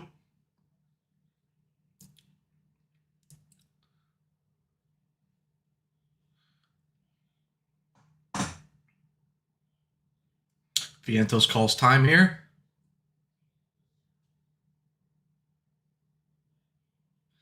Semien on deck here for the Mets. Logan Webb currently at 74 pitches, about to throw his 75th pitch of the ball game. Here's the 2-2 pitch, And Vientos skies that ball into center field, but Bader, and they fall down. Tag up. Yep, there you go. So Bader makes the play, but him and Jung Ho Lee collide in the outfield, and that allows Jared Young to tag up and go to third base. So good awareness there by Jared Young. So now all the Mets need is a long sacrifice fly to tie up this ball game, or maybe even a ground ball to the right side of the infield.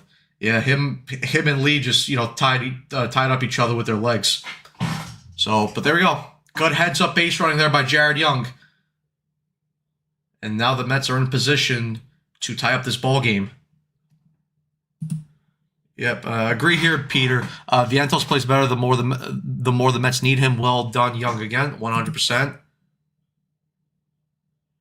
Yeah, good thing he wasn't watching Lightyear as well, because Lightyear would have probably told him to stay third base. But the Giants do have their infield in here. Come on, Semien. First pitch cutter in for a strike. 0-1. Come on, Marcus. Let's go.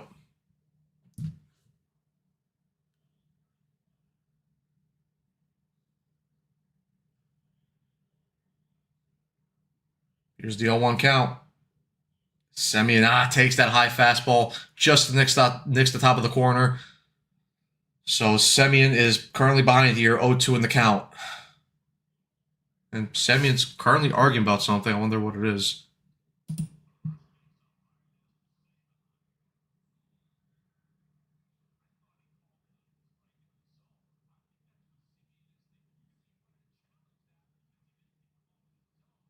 And Mendoza's currently arguing with the umpire.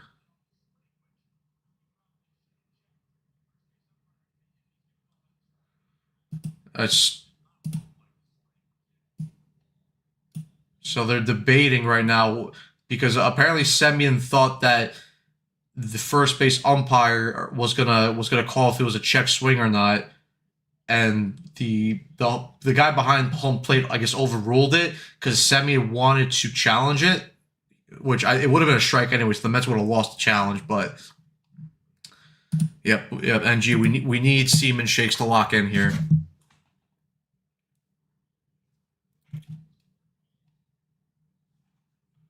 Yeah, we need John Boy lip reading. That will probably happen. All right, but I guess that discussion's over. Mendoza will head back to the dugout.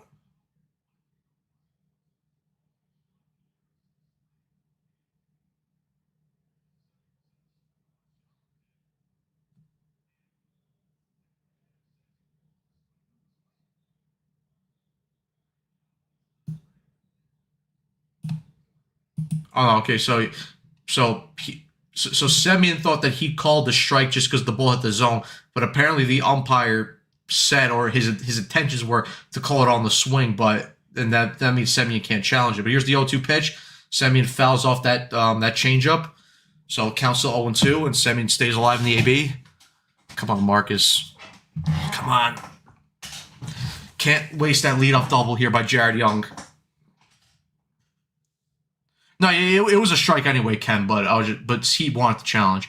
Here's the 0-2 pitch, and Semien strikes out there on that cutter low and away.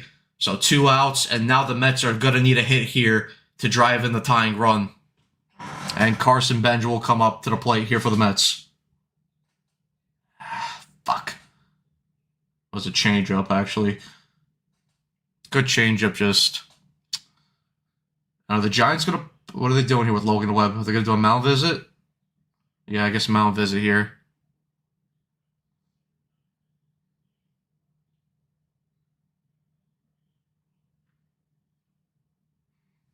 Right.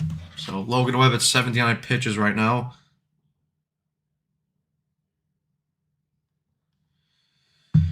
Come on, Carson. You struggled so far to your major league career, aside from that one home run opening day. Let's see if you could drive in the tying run here. 0 for 2 so far with a line out in the second and then a ground out later in the game. Come on, Carson. Let's go. Bench takes that changeup low and away for a ball. So he's ahead of the count 1-0.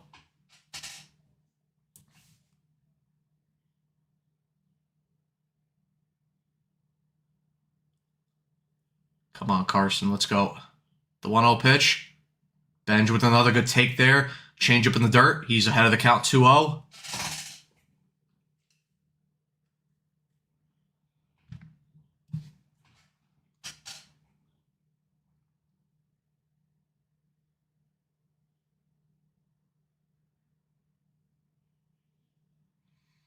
right, Webb here with the 2-0 pitch. Benj with another good take there. Takes that change up in the dirt. So Benj is ahead of the count here 3-0. And for me, if I'm Benj, I'm taking all the way right here. You've struggled so far in this game. No hits. And you got Alvey on deck as well. So, come on. Take here all the way. There you go. Good take there. Benj draws a walk here. Mets have runners at the corners here. And Francisco Alvarez will come up to the plate with a chance to tie this ball game. Great AB there by Benj. Webb really nowhere near the zone with any of those pitches. Come on, Alvey. Let's go. Let's go, baby.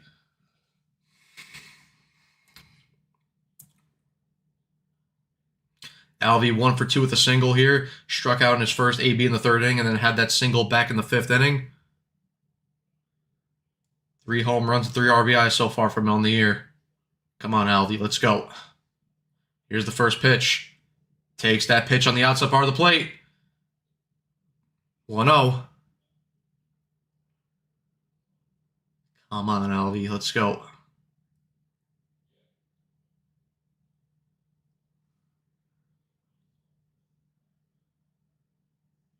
Alvey calls time here. Good time out there by Alvarez. No, they know Alvey's aggressive too, but they also got to know that he's also a fucking dangerous weapon. I mean, he could easily hit a 3-run home run right here, and hopefully he does. Here's the pitch. Good take there by Alvarez again. Takes that fastball up. 2-0 count. Come on, Alvey. And that's 6 straight balls as well. I mean, I know Alvarez. He's throwing 6 straight out of the zone. I mean, it should probably take, but I mean, if you get a meatball down the middle, I mean, it's Alvarez. All right, takes all the way there, and that cutter clips the bottom part of the zone. Benj takes second base there on a steal. So now the Mets have second and third here with 2 outs and a 2-1 count to Alvey, and probably a base hit here does score 2.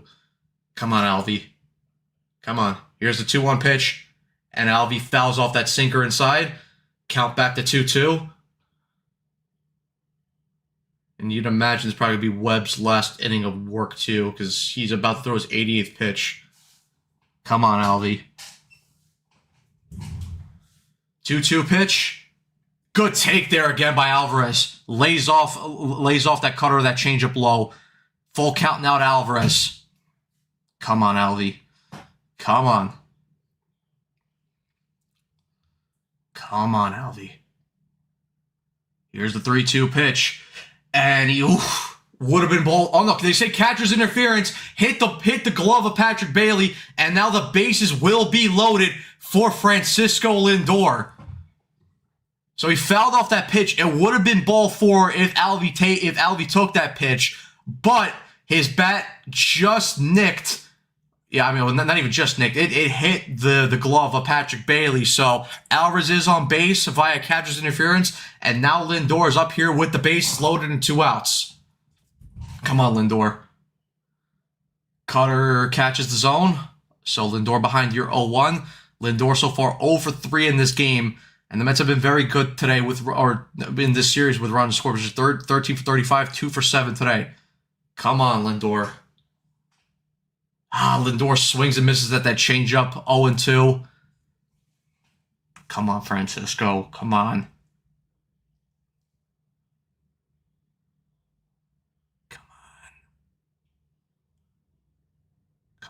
Come on, Lindor. Lindor's going to hit that ball to the dirt. Arise fields it clean over to first base. Mets are unable to score a run here. That strikeout killed them because, again, they had to get a base hit there to score. All right, we move to the bottom of the 7th. And Brazoban should be still pitching in the 7th, I believe. So only threw a couple pitches.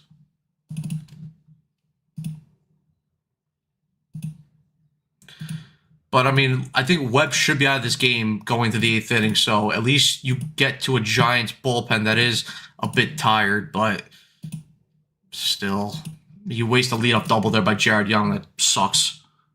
Oh, guys, I'll be right back in a second.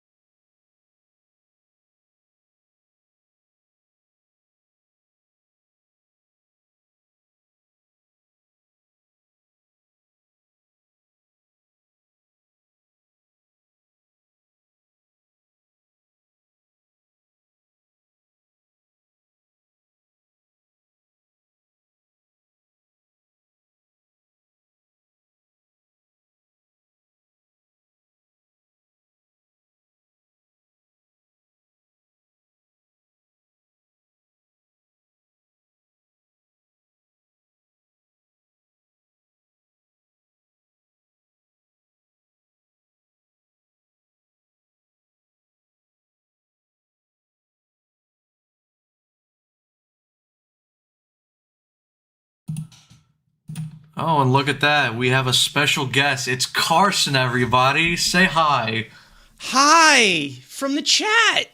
Yes, Carson is here from the chat. I saw that last inning. Yeah. That wasn't fun. No, it wasn't. Hi, Chad. How are we?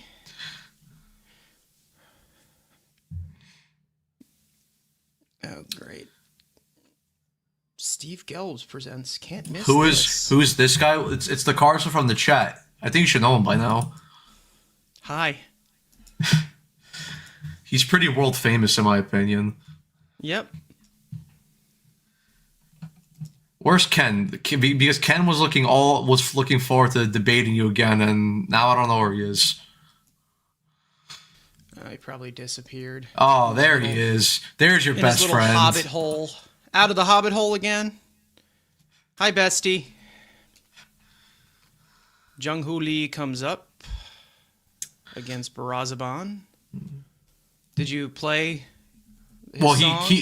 he came out in the bottom of the sixth because Senga, they pulled him with two outs. I saw, but did you play the song? Yes, of course. Okay. What kind of of course Okay. I played the song. Okay, I'm just Come on. just saying. You know how much we love Barazaban here. Come on, man. Come on. You know that I was gonna play that song. Shave, damn it. What? There's barely any hair on my face.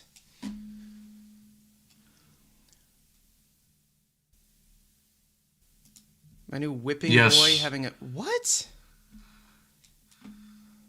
My new who?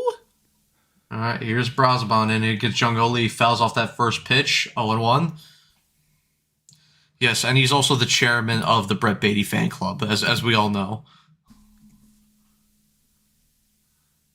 All right, 0-1 pitch misses in the dirt, 1-1. Oh, whoops. There we go. I don't know why that... 1-1 pitch here by Barazaban, and Lee, beautiful play by Marcus Semien. Got that on the line to record the first out of the inning. That's too many Ks, Ken. Yeah, it needs to be. Oh yeah, I forgot to play the out.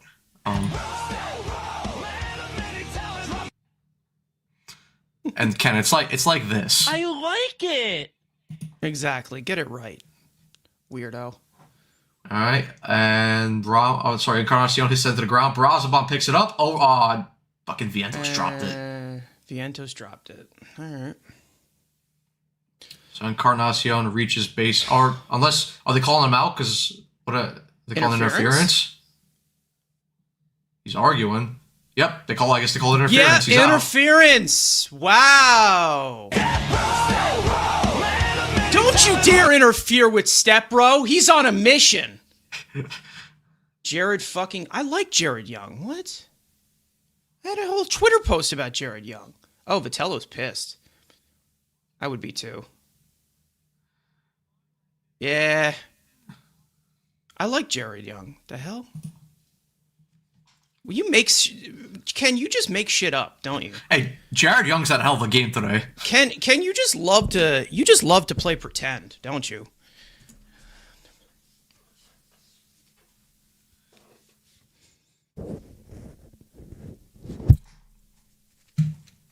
Ken just likes to start shit. Yeah. You like Young as almost as much as me? Speaking of Young. But no, I legitimately you're 100% wrong, Ken. Like you're 100% wrong.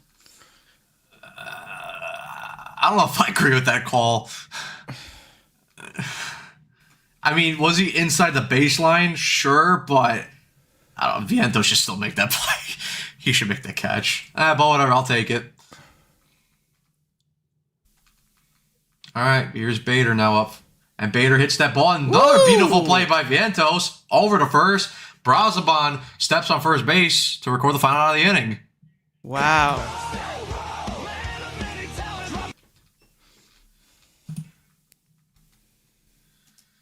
This was my tweet on a. Ken, no. I'm chesting Ken here. Okay. Go ahead. Yeah, okay, yeah, you end shit, let me end shit for you. Me on April 1st saying, am I one of the few who actually likes Jared Young's bat? It's not like he's an everyday bat, but he can definitely hit with sufficient contact. Not for nothing, he's a pretty good defensive first baseman. Not a bad find, in my opinion.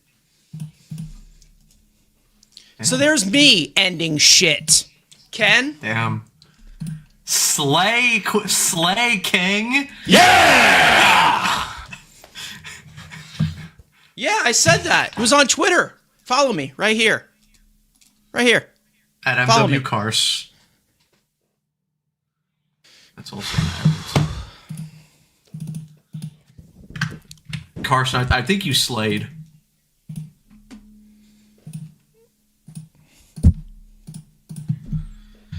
Yeah. All right. To the top of the eighth we go. The Mets, of course, looking to tap the ball game again. Bichette will lead off, followed by Polanco and Robert Jr. And thank God Logan Webb is out of the game. Thank God. And you know what? This game should be tied, but of course our brilliant third base coach had to hold up Robert at third base when he should have scored. Yeah. In the fourth inning. Also, what's his name? Lindor had a brutal swing there at the end. No, yeah, he did, but still. We should have been up We to can't nothing blame regardless. him, though. We can't blame him, though, because, you know, we have to pretend he's not a clubhouse cancer.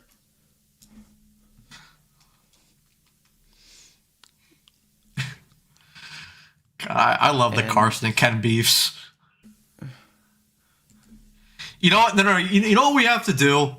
One day when we get viewers to call in, we need you and Ken to be live. I don't debating. think Ken knows how to use a phone, so. But if we are able to set it up, this needs to be done. Ken, What would I apologize for, Ken?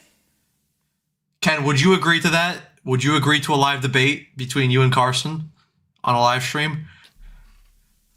If you're able to get technology working, of course. Being the 1-0 pitch to Bichette. That's a nice debate tactic. Damn right, he's down for it. So we'll have to set this up one of these days.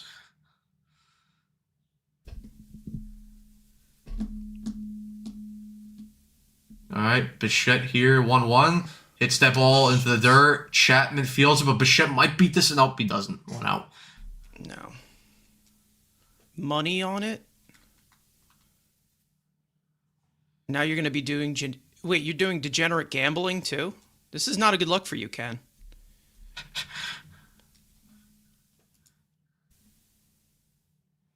All right, Polanco.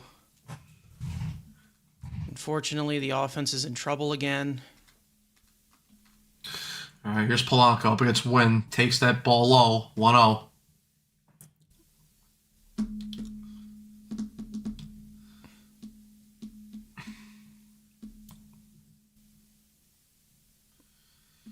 The 1-0 pitch to Polanco.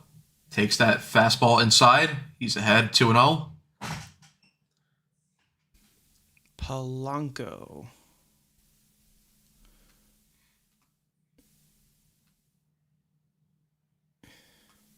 Here's the 2-0 pitch. Polanco fouls off that changeup, 2-1. Come on. Luke Weaver warming up in the pen here for the Mets. Daydream Weaver. Come on. Here's the 2-1. And There we Polanco go. drives that ball. That ball's going to get down the line. It's going to come off the wall. Jungle Elite does have a strong arm. Let's see if Polanco challenges it. And he's going to be Get on the safe. tag. Nice. Let's see, though. Wonder if the Giants are going to challenge that. No, Vitello. No, Vitello. Stay glued to the bench. They're going to get a pinch runner, I think. Because it Likely, was a close. Because it was Polanco's- a close pay. Polanco. Good piece of hitting there. Polanco's not Change running. up. Definitely not going to Yeah. let him run. Change up stayed up. And it was a good throw by Nice. by Lee there. They're not challenging it. Oh, I think he got under it. I think. Yep. I think he got All right. under it, yeah. Yeah, it looks like he got under it. All right. So the Mets Pinch have runner. a double here in the top of the 8th. Pinch runner Let's- for Polanco. Tyrone Taylor. And I'd assume so. Yep. So that stands. And here's Robert now up. And Robert drives that ball out to right field. That ball's going to get down. Send him. Send him. Light beer. I swear to fucking God. Leaper, I swear to Oh, God. my fucking God, of course. I hate this Dude, guy this so guy- much. Dude, that's fucking Oh, twice. you patted him on the back. Fuck him, dude. That is twice. I swear, I if mean, the Mets don't. I don't know if that was half and half. Whatever. He's a fast runner. Like, it was that little hesitation. Maybe it was right to hold him, but like, fuck Leaper, dude. I can't with this guy. I guess Tony Vitello's out here. He's gonna pull win here, Tony Vitello. or he's just gonna talk to, or is that their pitching coach? He's gonna say hi.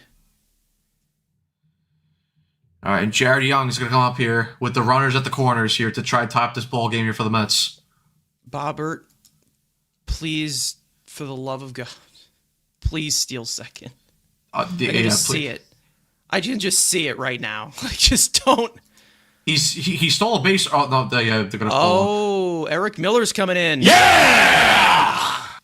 Robert stole a base too earlier in the game, so at least he's shown He that did. he's been able to do it. So did Benj. Yeah, Benj did too. So we're off to the races right now. We got to be more aggressive with the base stealing. I man. do. I understand that. I understand that Anton Richardson left, and we can never steal bases ever again. But I swear this third base coach has cost us like 10 runs already this season. he has. He 100% has.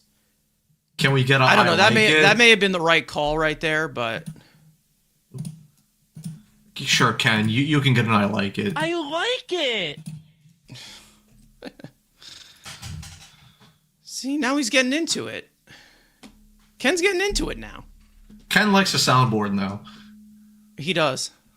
Took a little time.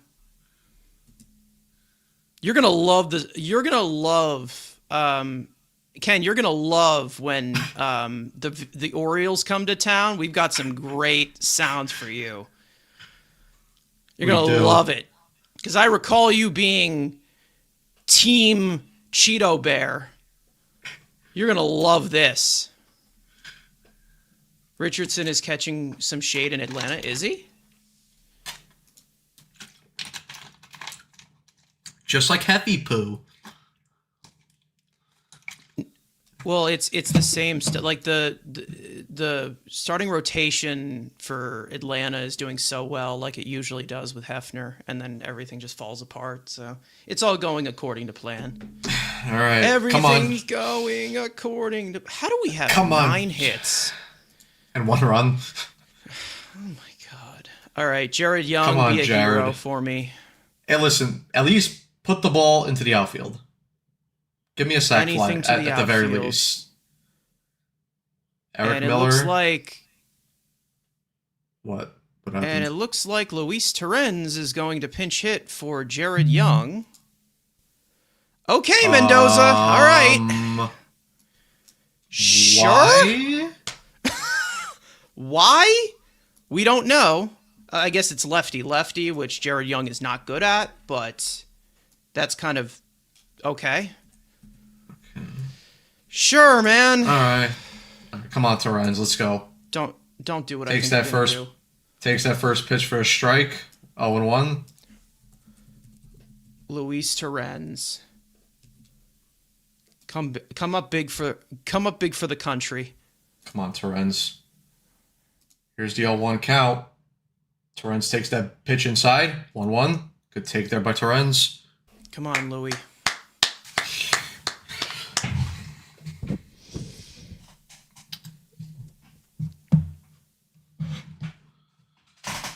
Be a professional hitter here. Just The 1-1 anything in count. the outfield. He swings and misses with a high fastball. 1-2. And Torrens drives one to the warning track, and it looks like they're going to hold up Taylor.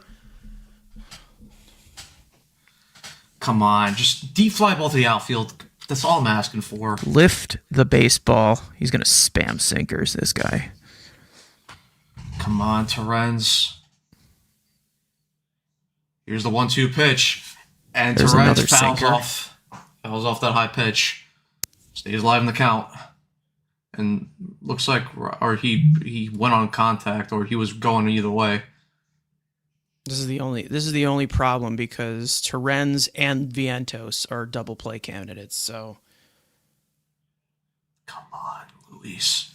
Here's the 1-2. good take. Good take there by Torrens.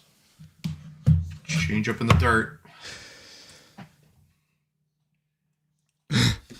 Vientos on deck here for the Mets. Come on, Torrens. Here's the 2-2. And fuck. Oh, okay. that's going Get out of out. Thank you. Thank you. Okay. Oof. I was about to be like, come on, man. Not today. Come on, Torrens. Just anywhere to the outfield. Come on. Or please send Robert.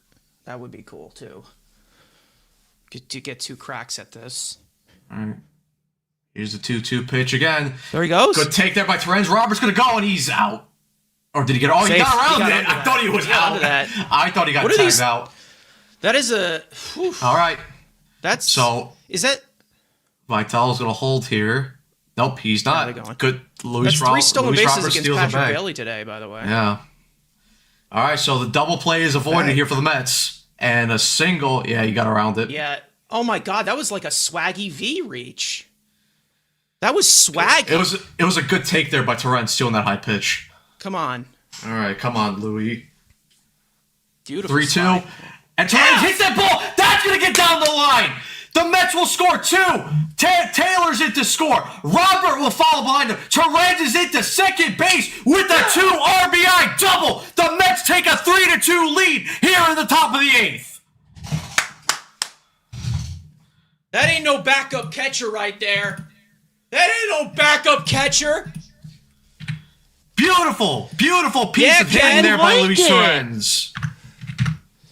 Woo! Change up outside. Didn't get outside of the plate enough, and Torrens, beautiful piece of hitting, takes that ball to the opposite field, takes it down the line, and the Mets, courtesy of a 2 RBI double by Luis Torrens, take a 3-2 lead in this ball game. Wow. How about Torrens in this series? It's going to get overshadowed by the other catcher who had an insane power surge, but... All right, here's Vientos. Wow. Swings All right, and misses Mark. at that slider. 1-1. Mark. Keep it going. Stay hot. Stay hot, kid. Or he's not really a kid. He's what, 26 now? And Vientos hits that in the chopper. Chapman with a strong arm. Oh, and Devers misses the throw. Another run's going to come in to score. Luis Torrens is in to score. The Mets take a 4-2 lead. Chapman and Devers, fight!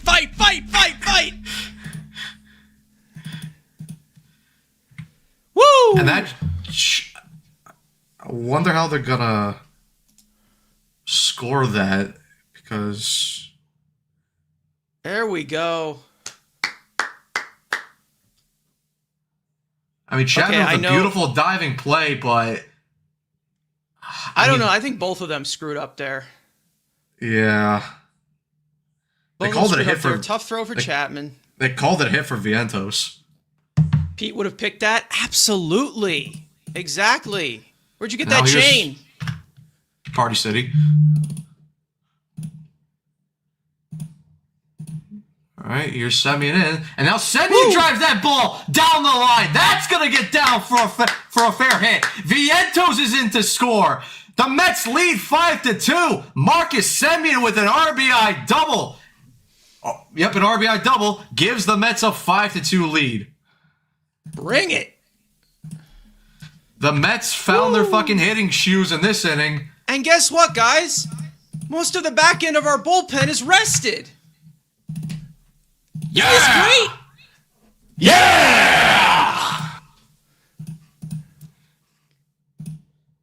Yep, showing up late in games. That's nice, huh? Pouring it Oh, on. it was a single for Semyon. Okay, or was it? Oh, Hell it was yeah. a double. These guys are confusing me with the fucking scoreboard and the runners. But it is a double for Semyon. Okay, no. So Sometimes you gotta let the conclusions come to you with the play-by-play. It's like if you see something, say something. yeah, like we're in the New York City subway. Yep. Mm-hmm. Like how Just like if you see Andrew walking towards you, say something. if you see Andrew walking towards you, try to cover all the holes of your body.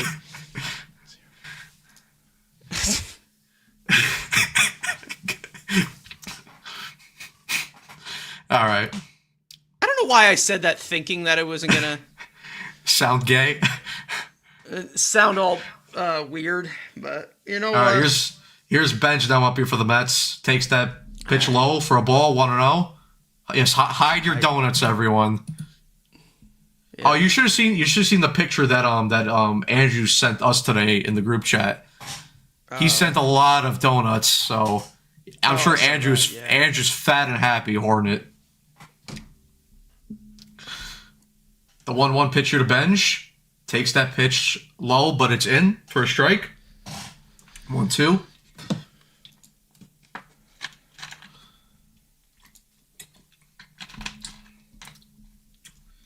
All right, the 1-2 pitch to Bench, and he goes after that. The umpire calls it strike 3, so 2 outs here in the inning for the Mets on that Bench strikeout.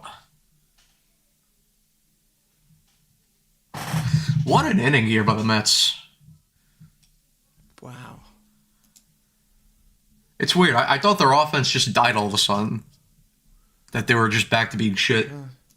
Funny how things work. You know, there's a certain Mets team from last year that I remember not beating up on bullpens, just letting It's them hang true. around. Now here's Alvarez in here. I wonder what He changed. takes that fastball in 1-0. I wonder what changed.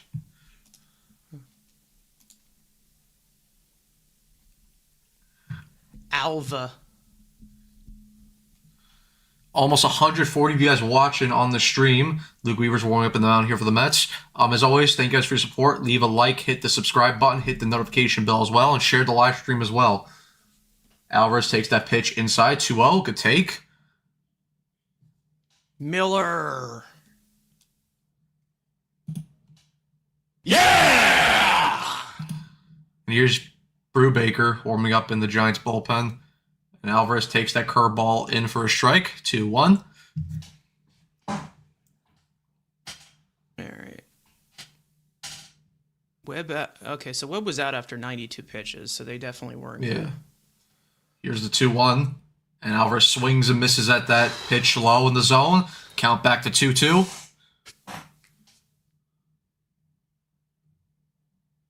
This dude.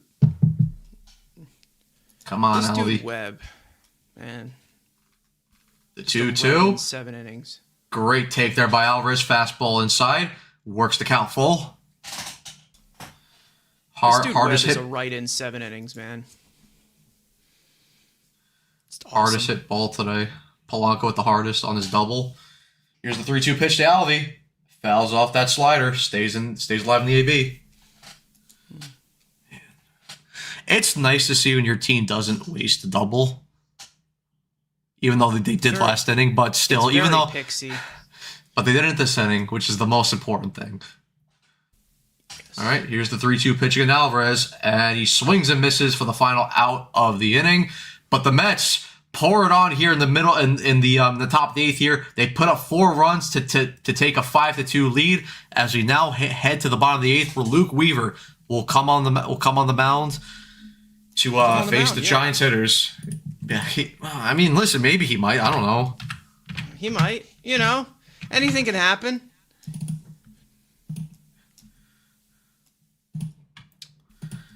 Man, when you really think about it, like there's like commentating baseball can be so gay at times. It could be. It's got fruity tendencies. I mean, the first giveaway should have been like tossing balls around. Like that should have been the first. That should have been the first giveaway.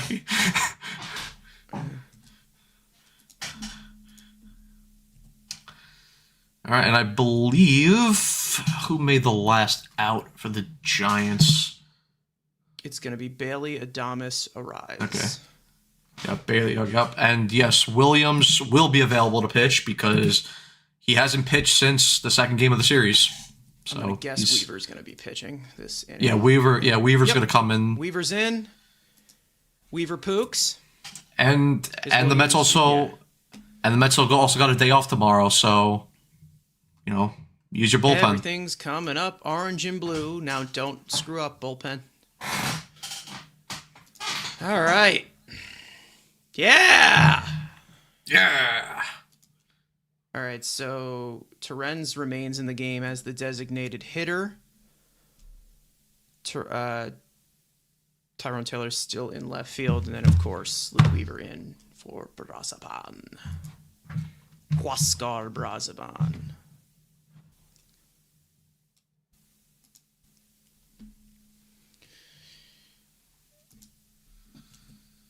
There's a replay of the Terens double. Took it right down the first base line.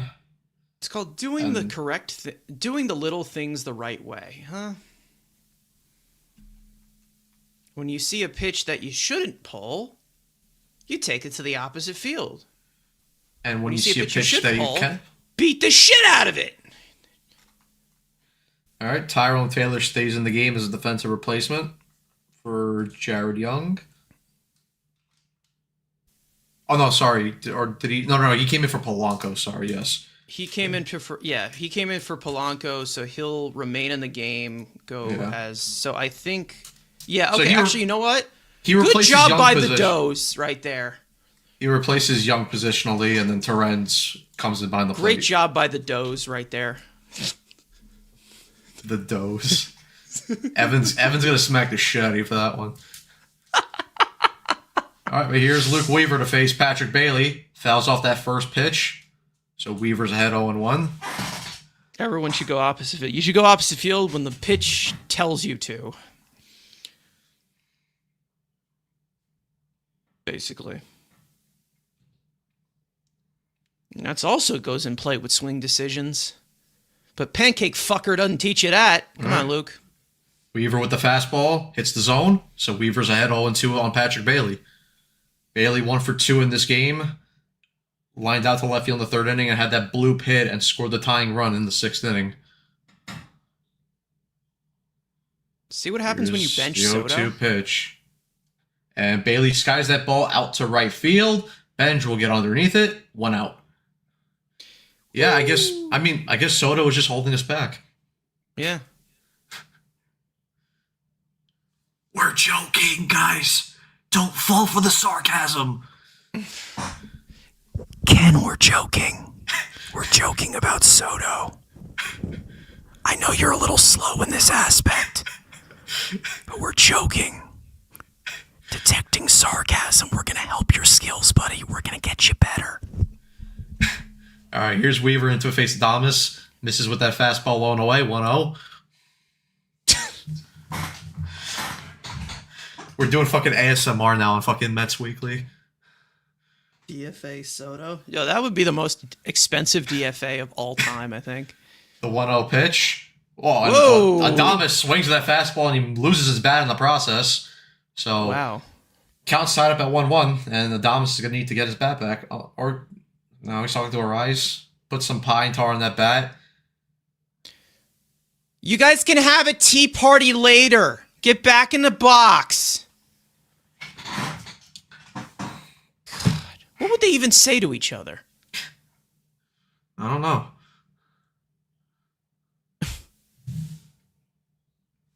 Yo, did you see Carson's fake tits on Instagram? Yeah, I did. Actually, we saw many images of them last night, in fact. Yes. The 1-1 pitch, that fastball just misses. Or, sorry, it was a cutter. 2-1. Yeah, you guys don't know what we're talking about, thankfully. Oh, damn. Adames it almost hit Arise. Adames almost killed Arise. Wow. Here's the 2-1 pitch. You think if it hit him, he would have lost some weight? Wait, hold on. Where is the article by John Heyman saying that Adames tried to assassinate Luis Arise during the game? When's that article going to drop? Because if Lindor did that to Soto, the articles would have been fucking flying. I'm a lot, but not slow. The 2-2 pitch. What's your 40 time? Adames gets underneath that one. Vientos gets under that, secures the catch for the second out of the inning. How many people have we had play first base? It's been 4 guys, right? Vientos, Beatty, Young, Polanco. 4 guys. I don't believe anyone else. Okay. Cool. Cool, man. Wow. Now here's Luis Arise, just fresh off escaping his assassination. Wow. Fouls off that first pitch fastball, all in one. Arise is 1 for 3 so far in this game. In my head, I'm like, I know what you're thinking. Don't say it. Yeah, I was hoping you were gonna get that one. Fastball catches the zone 0-2. Sometimes you just go to Dairy Queen. There's gonna be no song about Luis Arise challenge that. I don't know why he did, but that gets upheld as a strike, and the Giants are not out of challenges. Okay, I know sure. You like Soto, one of the few Mets you like. I like a lot of guys on this team. There's actually 2 guys. There's 2 guys on this team that drive me nuts. That's about it. Here's the 0-2 pitch by Weaver. Arise fouls off that high fastball. Are completely nuts. Yeah. There's 2. All right, we got the probable starters here for the Mets Diamondbacks. On Tuesday, it looks like it's going to be Freddie Peralta versus Zach Gallen, Ryan Nelson versus David Peterson on Wednesday, and then Nolan McLean versus Eduardo Rodriguez on Thursday for the finale. Here's the 0-2 pitch by Weaver. Arise hits that down the first base line, but it's going to be fielded clean by Vientos. Steps on first base. 3 outs. The Mets head to the top of the first. Mets head to the top of the 9th with a 5-2 lead. See if they can add any more insurance runs. I am impressed with Mark Vientos at first base, man. I'm impressed with him. I'm impressed with him in general. No, to be honest, the hitting, we all know he can hit, right? And we all know that he's not going to be tempering a 1200 OPS like he is as of right now. But I'm more of him at first base right now because that's big. That's big if he could play a good first base. Because if he could play a good first base, not only do you kind of get to, have Polanco focus on his bat a little bit more and also not have to use his legs as much because of the Achilles injury. Weaver's been a great signing so far. Yeah, Weaver's looked sharp. First outing he had, he was a little out of sorts, but other than that, he's been really good. Weaver's been good, and then Williams, who looks like he's going to get his second save opportunity unless they bust this game open. All right.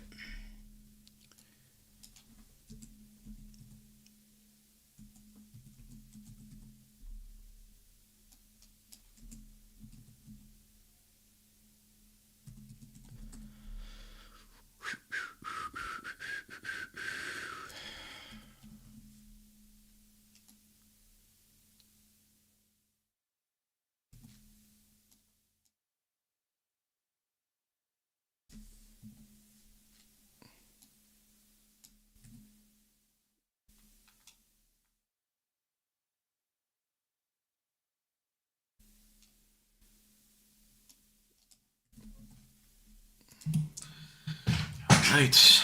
153 of you guys watching. As always, thank you guys for your support. Leave a like, hit the subscribe button, hit the notification bell. Make sure you guys share the live stream as well. And make sure you guys watch out for the podcast tomorrow, where Carson and Andrew will both be breaking down this Mets Giants series. Hopefully they will be talking about a series win. But of course, this game has to finish first. But yeah, look forward to. I don't know what time that's going to be. Carson, you probably have a better idea. 7 o'clock tomorrow. 7 o'clock. And Lindor, hard hit ball, but right at Luis Ariz over to first base, 1 out. So Lindor 0 for 5 today. Stress needed. So 7 o'clock, guys. You heard it here first. Watch out for that live stream. What was I wrong about? That he can play that he can't play first base? Nobody knew if he could play first base. He's played like 4 innings his entire career at first base.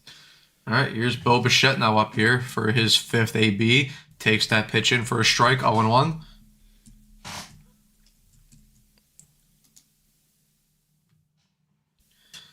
The 0-1 pitch. And Bichette fouls off that inside pitch. So Brubaker ahead, 0-2. Bichette 0 for 4 today with 4 groundouts.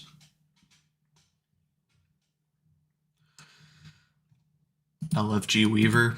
Yeah, I think Weaver deserves his song. We will be cooking that up. We will. I think the Mets lost the DH, by the way. Okay. Well, yeah, that makes sense because Torrens came in. No, because as a catcher, yeah.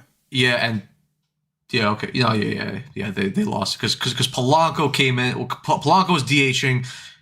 Taylor came in for him, and then Taylor replaced Young positionally. So yeah, they switched out the DH, so they lose the DH. They only have one.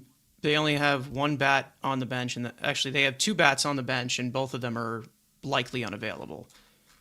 Yeah, Soto because Soto obviously, and then of course Beatty after he sprained his vagina, and so you probably don't want to put them in there. So maybe we see Luke Weaver bat if they have an insane inning here. You never know. All right, here's the 1-2 pitch to Bichette.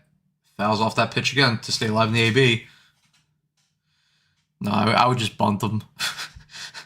I don't want to risk injury to Luke Weaver on a fucking swing. Actually, put Richard Lovelady into bat for him. That's true. He's no offense, Richard. You're collateral damage. Oh no, we have a song, Hornet. We have a song for Dickie Lovelady, but we can't play it. We 100% can't play it. Yeah, that song we can't play. We didn't even make the song. No, but we can't play that. Well, first of all, we can't play because it's copyrighted, yeah, and then likely on top of it, and then on top of it, it's very how do I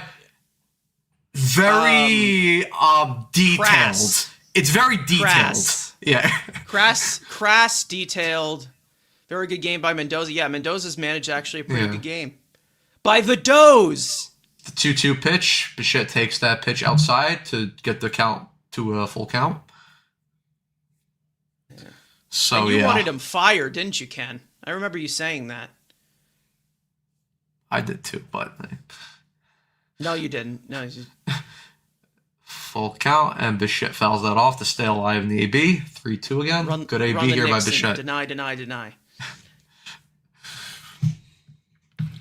Hey, he still has a lot to prove. He finished the series well if they hold on to this game, but he's not out of the woods. The seat will heat up if they turn to 3-2 pitch, and Bichette draws a walk there with that high fastball. Good AB there by Bichette. Don't hit Shapuki. Don't hit Bo Pookie. He's pixie and whimsy, and his hair is just giving. It's giving third baseman. It's giving former Blue Jay. Tyrell Taylor here, and he gets onto that. Harrison Bader will line that ball up in center field, makes the catch, 2 outs. Taylor's getting some really good swings this series. Yeah. And here's Devin Williams warming up in the pen for the Mets. Unfortunately, he will look to close this Taylor, game out. According to my co-host, he's a terrible player. So now here's Lou Bob in here. Pretty much on the same slate here with the Hooper. Yeah, we love Hoopist. All right, that doesn't pitch, like his batting average. That pitch misses away. Look at these numbers by Robert. 310 batting average, 873 OPS. It's almost like the White Sox were holding him back.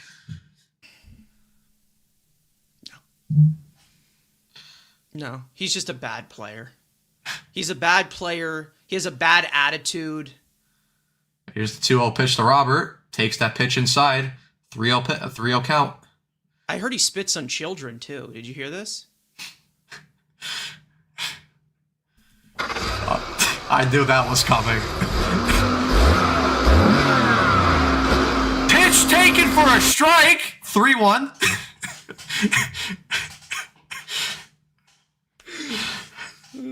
I had to do that for you, Carson. Oh, there's your boy. Robert takes that ball to the opposite field. That's gonna get through. Bo Bichette will stay at second base. Luis Robert. Who cares about that? It's time for the Brett Beatty fan cam. Luis Robert has his third hit of the ball game. This too. Yep. His two. And then he lets a certain Twitter user pick him up and take him home.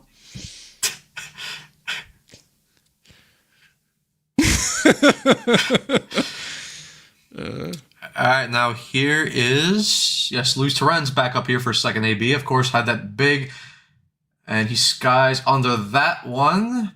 Patrick Bailey will get underneath that. 3 outs. So the Mets unable Yeah, that big to what, get Matt? Big what? that big hit in the top of the 8th that drove in 2 runs to give the Mets the lead. Yes. Well, sorry, he distracted me with his pop-up. But anyway, to the bottom of the 9th we go. Devin Williams will look to close out this game for the Mets.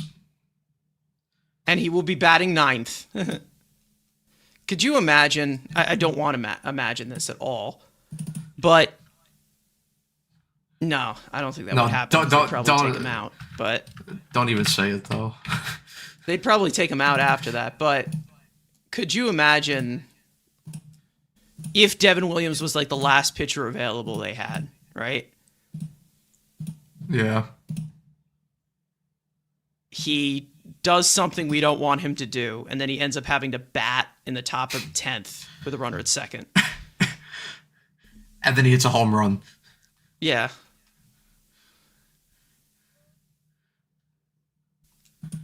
You're not allowed to say Luis Robert was holding them back because the White Sox just swept the Blue Jays. And you got me there. You got me there, man. True. I apologize. To be honest, I don't think the White Sox actually won. I think the Blue Jays lost. Because have you seen how the Blue Jays have been playing baseball recently? It's brutal. Yeah, they have not been playing well. There was that. Did anybody see that play with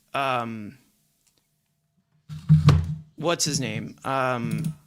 With Acuna, like obviously they had like that run down at third, and then Acuna falls on his face or whatever. That insane sequence. I didn't see that. And I was talking to Mets fans yesterday about this. I'll show it to you. I think I sent it actually in our creator chat. I was saying this to Mets fans. I'm like, people were watching that shit on a daily with our defense and be like, yeah, run this shit back, man. Carson, Ken thinks you're macho. Thank you. Thanks, Pookie. Oh, dog.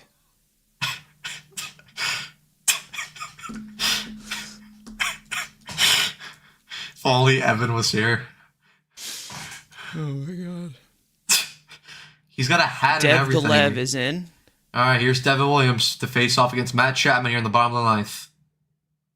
Fastball, rough series defensively. Just clips the top of the corner. Was probably a ball, but the Giants, of course, are out of challenges, so they can't challenge that one. So Williams is ahead 0-1. Dum-dums from San Fran. The 0-1 pitch. Fastball again, catches the zone. Williams quickly ahead, 0-2. Chapman 1 for 2 in this game. Of course, gave the Giants the lead back in the 6th inning, but that lead has since subsided due to Luis Torrens' massive hit down the first baseline. Big what, Matt? His massive hit. Here's the 0-2 pitch. Fastball misses outside, 1-2.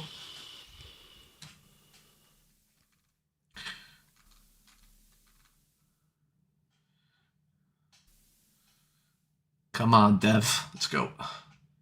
Dev the Lev. Here's the 1-2 pitch. Beautiful. Oh, did he foul? Oh, he just fouled it off.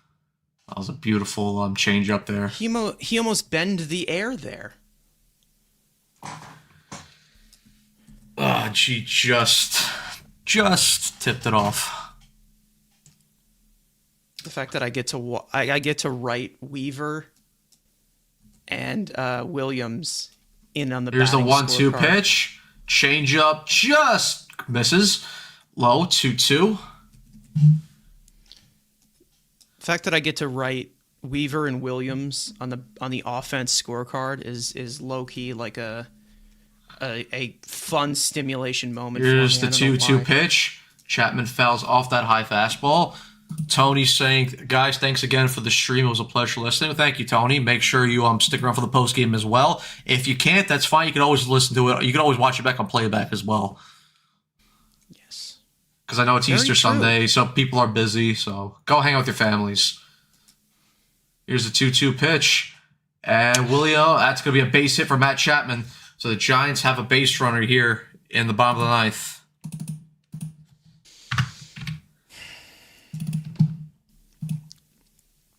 Okay.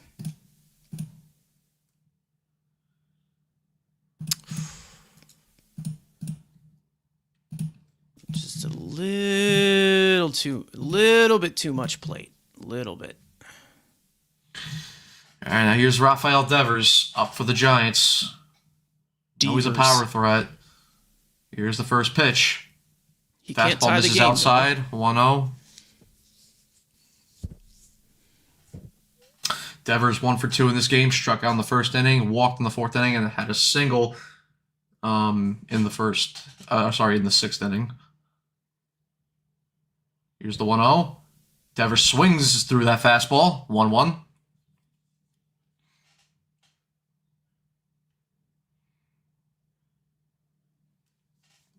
Come on, Dev. Watch Chapman. He could steal. Here's the 1-1 pitch. What? He's going. Fastball, pitch high, and they got him! Beautiful throw by Luis Torrens to catch Matt Chapman out, attempting to steal second base. 1 out away in the bottom of the ninth for the Mets. We love Luis Torrens here. We stand Luis Torrens here. He's Beautiful such a kind of, it wasn't exactly a pitch out, but it worked in the same sense. And Torrens with a beautiful throw and Lindor with a beautiful tag to get Matt Chapman out at second base.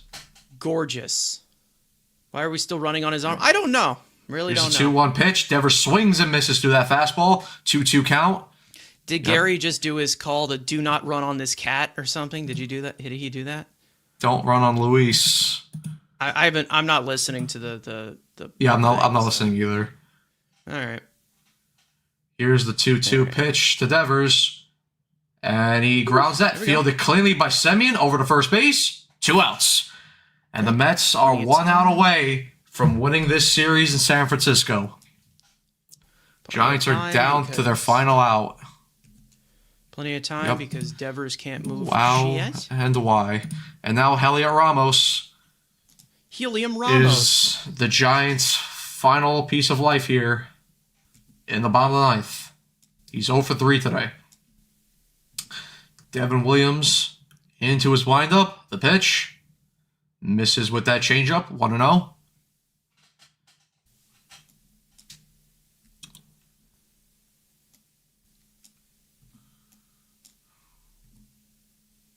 The 1-0 pitch.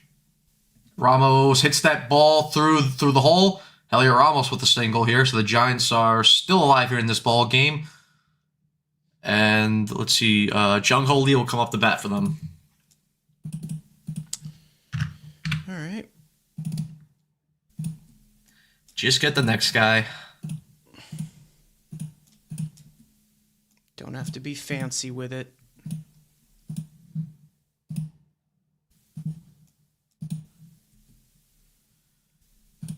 Yeah, and running on Terens is a choice. Not a good choice, but it is a choice. It's a stupid one. Tony, the season is not over yet. All right, here's the Not first pitch yet, to at Lee. least. Fastball misses up and away. 1-0 count.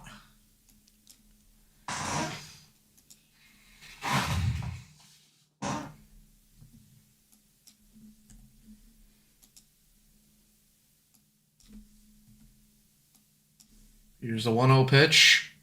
Fastball in there. 1-1.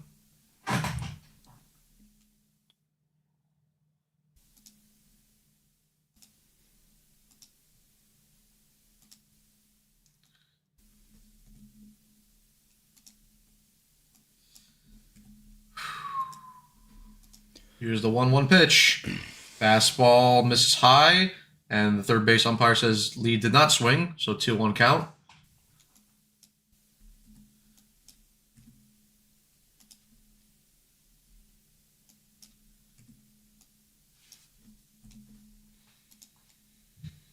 Encarnacion on deck here for the Giants. Here's the 2-1 pitch. Lee fouls off that fastball, and now the Giants are down to their final strike. Come on, Dev. Let's go.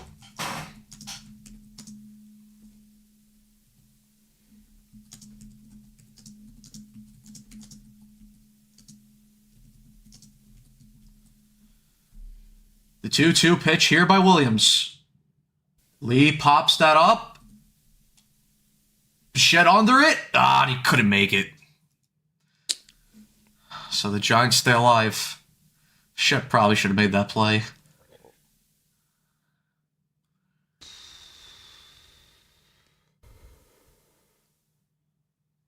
Yeah, he should be making that play.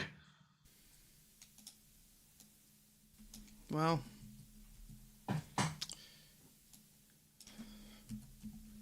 Come on. Come on, come on, come on. The 2-2 pitch again from Williams. Change up, misses outside. Full count now to Jung Ho Lee. Come on, don't allow the tying run to get to the plate.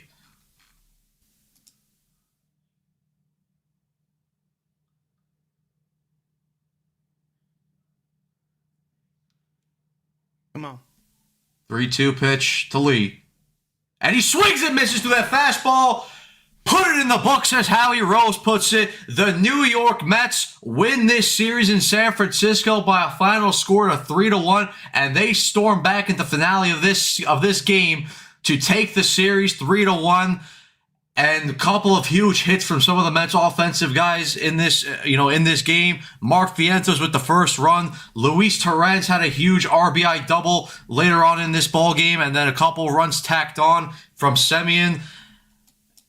And Mets win it. And also good pitching as well again from them. Kodai Senga with a very good game and very good work out of the Mets bullpen as well. So Mets win 5-2. All right. I was just laughing because right when that happened, I just heard my dad scream from downstairs. So you know. Mets win. I'm like, yeah, I know. All right. So guys, you know how this works. We will set up the post game now. We'll go into a 9-minute break, and we will see you guys in a second. So stay tuned, everybody.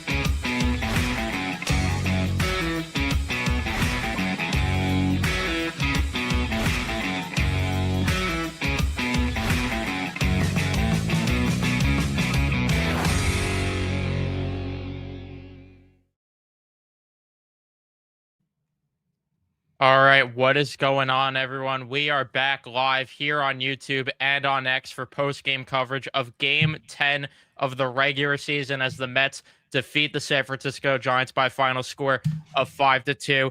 Seeing things that we did not see in 2025, which is coming back when trailing in the later parts of the game. But first and foremost, before we get into everything with this game, make sure to subscribe to the Mets Weekly YouTube channel for new episodes of the Mets Weekly podcast that go live after every single series. So there will be a podcast episode live very soon to recap this series that the Mets had to win and thankfully did win. For those of you who are watching or listening on playback and you want to join the conversation in the future, make sure to turn on those post notifications to know when we go live all throughout the regular season. And make sure to follow Mets Weekly on X, TikTok, and follow all of us individually. Links are down in the description. And a huge win here because, like we said, the Mets had to take care of business against a team like this going into it, especially after failing to take care of business against the Cardinals, especially with the way things started in this series where you thought, okay, the offense is not looking great right now. What are we going to get here? And today, despite the top two not coming through with any hits in Lindor and Bichette, despite Juan Soto out of the lineup, you saw a lineup that was able to put together some good at-bats still from the bottom part of the order. Whether it's that Luis Torrens pinch hitting, you saw efficiency with runners in scoring position, which is something we didn't see last year. Like I said, the comeback ability in the later part of the game as well. You saw a pitching staff that wasn't walking a lot of batters, making things easier. And now you head into the off day Monday, and then you get an opportunity to come back home with a rested bullpen because you didn't even have to use Rayleigh in this game. And everyone should be ready to go Monday. And you face another team that you should be taking advantage of in the Diamondbacks. But Matt, your initial thoughts on the game? Yes, really solid win and a really solid game played all around by this team, and something that we really didn't see from this team in 2025, because a lot of the things that we talked about over the offseason and a lot of the stuff that we criticized this team heavily for last year, especially the second half of the year where the team really struggled, we got on them for their lack of not being able to play in close games and not being able to come through in the close moments. And this team so far, again, it's, early in the season, it's only 10 games, but, and listen, don't get me wrong, they've had some up and downs early on so far in this early part of the season, but I do like, and I'm sure you like it as well, I'm sure a lot of the people in the chat like it as well, that, they've at least shown that ability to be able to fight in these close games and to get wins, even when they're not playing their best baseball. Because, yes, the Mets did get the early 1-0 lead today. And Kodai Senga did pitch very well. He did pitch very well for them today, which we'll get onto more on Senga in a minute. But for the majority of those middle innings, the Mets offense really wasn't doing much. Logan Webb, he really got into a groove really after the fourth inning and really shut this team down through the fifth, through the sixth. They had a chance. The Mets had a chance to tie this game up in the seventh inning, and it almost came back to bite them in the ass. Thankfully, in the eighth inning, this team was able to overcome the deficit, and a couple of great ABs in that game. But really, really good game, and especially from this lineup again, because the thing we liked about this lineup, the thing that we liked from them on opening day, and the thing that I really like about this lineup from the last three games of the series was this team, and there's a lot of guys in this lineup that could put together competitive at-bats. And eventually, they were able to put enough competitive at-bats together to where they were able to get to the Giants' bullpen, and they were able to take the lead. And that was one of the reasons why I was really confident coming into this game, just because when you look at the context of how the Mets won those last two games, because you have to remember, right, the Mets, a lot of their bullpen got saved in the first game because Manaea was able to eat a lot of those innings. The last four innings out of David Peterson only went 5 innings. And then in the second game where they won that game, they used Brazovan, Rayleigh, and then I don't know, Devin Williams, or did he pitch in that game? I'm sorry.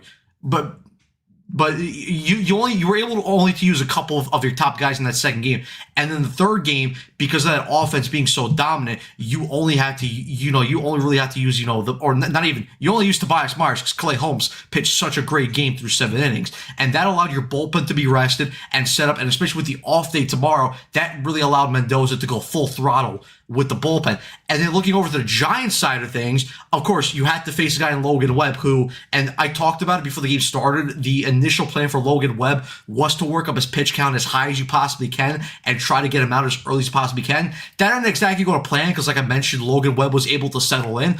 But because this offense was able to do so much damage to their starters over the last 2 games, and they were able to do so much damage to their bullpen over the last 2 games, this Giants bullpen, by the time they got to this finale, was completely taxed. And you knew once they were able to get an opportunity with guys in scoring position, this Mets offense was going to be able to come through and take the lead. And that's what they did in that 8th inning. So massive credit to this offense. Yeah, 100%. And I also loved to see Lou Bob getting a couple stolen bases in this game because he's been very passive. And, in general, it's weird. We heard the whole thing that they want to be more aggressive on the bases or whatever going into the year. And, there are too many times we're seeing guys out stealing bases when they should. Tim Leeper also not having that send. I forgot which inning. It was the 4th inning. The fourth inning. Yeah, that was the 4th inning when, you could have maybe got a run there and maybe things shake out a little bit different earlier. Either way, it doesn't matter because they got the win. But nonetheless, little things like that do matter. Seeing Robert actually get aggressive on the base passing. Like you said, the biggest thing was the competitive at-bats that we have not been seeing. We didn't see all of the St. Louis series. We didn't see at the tail end of the Pirates series. But we also said we're not going to panic about those things, because this offense is new, because this isn't the same group we've seen the past few years. We're going to give them the time that they deserve, because these guys were brought in because they're able to put together competitive at-bats, because they're able to come through with runners in scoring position, because they have a new hitting coaching staff. So we were willing to give the leeway. Obviously, we had our questions with Mendoza, not that those have been erased at all, but nonetheless, this is why we gave them the patience going into the year that they deserved, because you see games like this and, the past 2 to 3 games, you saw that opening day game against Pittsburgh. They have the capability of doing that compared to previous Mets teams that just did not show any of that capability in the past. So major credit to guys like Robert, Jared Young as well. Major credit to him throughout this game, putting together some good at-bats, which he's off to a solid start. I can't even lie. And you had Carson Bedge. You had Brett Beatty scratch late from the lineup, which shook things up, ended up getting Jared Young there, and all of a sudden it worked out. Yeah, that's also a very good point, because I mean, I knew that they scratched Beatty and they put Young in, but it even clocked me that, because Jared Young probably knew from like yesterday that he probably wasn't playing, and he probably, because I guess, some players, even though we haven't played at the professional level in any sports, but like when you're playing when you're playing in a game the next day, you kind of get yourself mentally prepared. And I know you kind of always have to be mentally prepared, because anything could always happen in sports. But for the fact that Jared Young, like 2 hours before the game, didn't know he was playing, and then for him to flip that switch and have a 3-for-3 day and have a really good outfield assist on that throw out that Marcus Semien applied the tag. I believe that was on Encarnacion in one of the middle innings. But all around great game for Jared Young. Yeah, major credit to him. And we'll talk more about that stuff as we get into the full rundown here of today's game, as the Mets win by a final score of 5-2. Our favorite step bro is the winning pitcher, Oscar Brazoban. Win is on the losing side. Devin Williams records his second save. A little bit stressful at times. I wasn't too worried that he was going to blow it because of the lead they had, but definitely took a little bit longer than it needed to for that game to get closed out. Nonetheless, in terms of the Mets offense, like I mentioned, Lindor and Bichette did not have the best days, and this offense still came through in the later parts of the game. Lindor, he's been off to a slow start. We'll talk more about that. Bichette goes over 4. Polanco with a 2-for-4 day. good to see him coming through, especially because we know he's not healthy, but him being able to step up and be in this lineup right now when guys like Soto and guys like Beatty ended up being scratched from the lineup the past few days because of injuries. Good on Polanco to come through. Tyrone Taylor goes 0 for 1 in his at bat. Luis Robert ends up going 3 for 5. Jared Young, like I mentioned before, goes 3 for 3. Terens with a 1 for 2 day, having a huge hit as he comes in the pinch hit. And we all questioned it. I at least did. Maybe you and on the watch along. That decision to pinch hit him when Jared Young was 3 for 3. Why are you putting the backup catcher in? And Luis Terens shows why he was put in that spot, comes through with a big double there. Mark Vientos, who has been the hottest hitter in this Mets lineup, goes 2 for 4 as he continues to ride that lightning, some might say. Marcus Semien with a 1 for 4 day. Carson Bench, he's been struggling at the plate lately. He goes 0 for 3. Alvarez with a 1 for 3 day. On the Giant side of things, Willie Adames goes 0 for 4. Arias goes 1 for 4. Chapman with a 2 for 3 day. Devers goes 1 for 3. Ramos goes 1 for 4. Lee goes 0 for 4. Encarnacion 1 for 3. Bader goes 0 for 3. And Bailey goes 1 for 3. For the pitching lines, Kodai Senga putting together back-to-back solid outings in 5 2/3. He allows 5 hits, 2 earned runs, 2 walks, records 7 strikeouts on 88 pitches. So a little bit careful with the pitch count, but it's nice to see that he was able to pitch on regular rest efficiently, which again, we'll talk more about him as we go on through this post-game show here. Brazoban in inning and a third ends up cleaning the dishes perfectly. No worries. 10 pitches. Luke Weaver, same thing. Easy work there. 12 pitches. Devin Williams allowed 2 hits, but gets a strikeout, doesn't allow a run, and that's on 21 pitches. Logan Webb would go 7 innings in this one, allowing 7 hits, 1 earned run, 1 walk, 3 strikeouts for him on 92 pitches. Win in a third of an inning, allows 2 hits, no earned runs, no walks on 8 pitches. Miller, goes 2/3 of an inning, 3 hits, 2 earned runs, no walks, 2 strikeouts on 24 pitches. And Brubaker in an inning of work allows a hit, no earned runs, 1 walk on 19 pitches. And with that said, I'll let Matt take over for the player of the game because he ended up picking it. A lot of good candidates here. Could be Lou Bob, could be Jared Young, but yeah, there were a lot of good candidates. I mean, especially the last 3 nights, there have been a lot of candidates for player of the game. That's how well this team has played. I went with one guy, but I really feel bad that I couldn't go with the other guy. And funny enough, the guy who took the player of the game away from him was the pinch hitter who gave the Mets the lead, and that's Luis Terens. And listen, like I said, I really feel bad for Jared Young because when you go 3 for 3 and you have an outfield assist, on most days, you are getting player of the game. But again, you got to give credit to Luis Terens because coming up in that situation in the 8th inning, you're down by 1, you have runners on base, and especially this is an inning after the Mets had bases loaded again, and they failed to drive in the tying run. There was a lot of pressure for Terens, especially coming up as the pinch hitter. Didn't see any pitch in the game. He was coming off cold off the bench, and you know what? That at bat that he had against Miller, that was a very impressive AB by him. And the pitch also, because I'm just trying to pull up his the pitch display on his ABs, but it was the. All right, it wasn't the exact pitch, but a couple pitches before. Oh no, actually it was the pitch right before, because you have to remember the Mets had runners on first and third.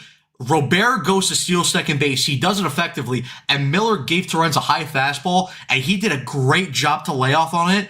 And then literally a pitch later, throws him a changeup, sticks his bat out there, and just takes that ball right down the first base line.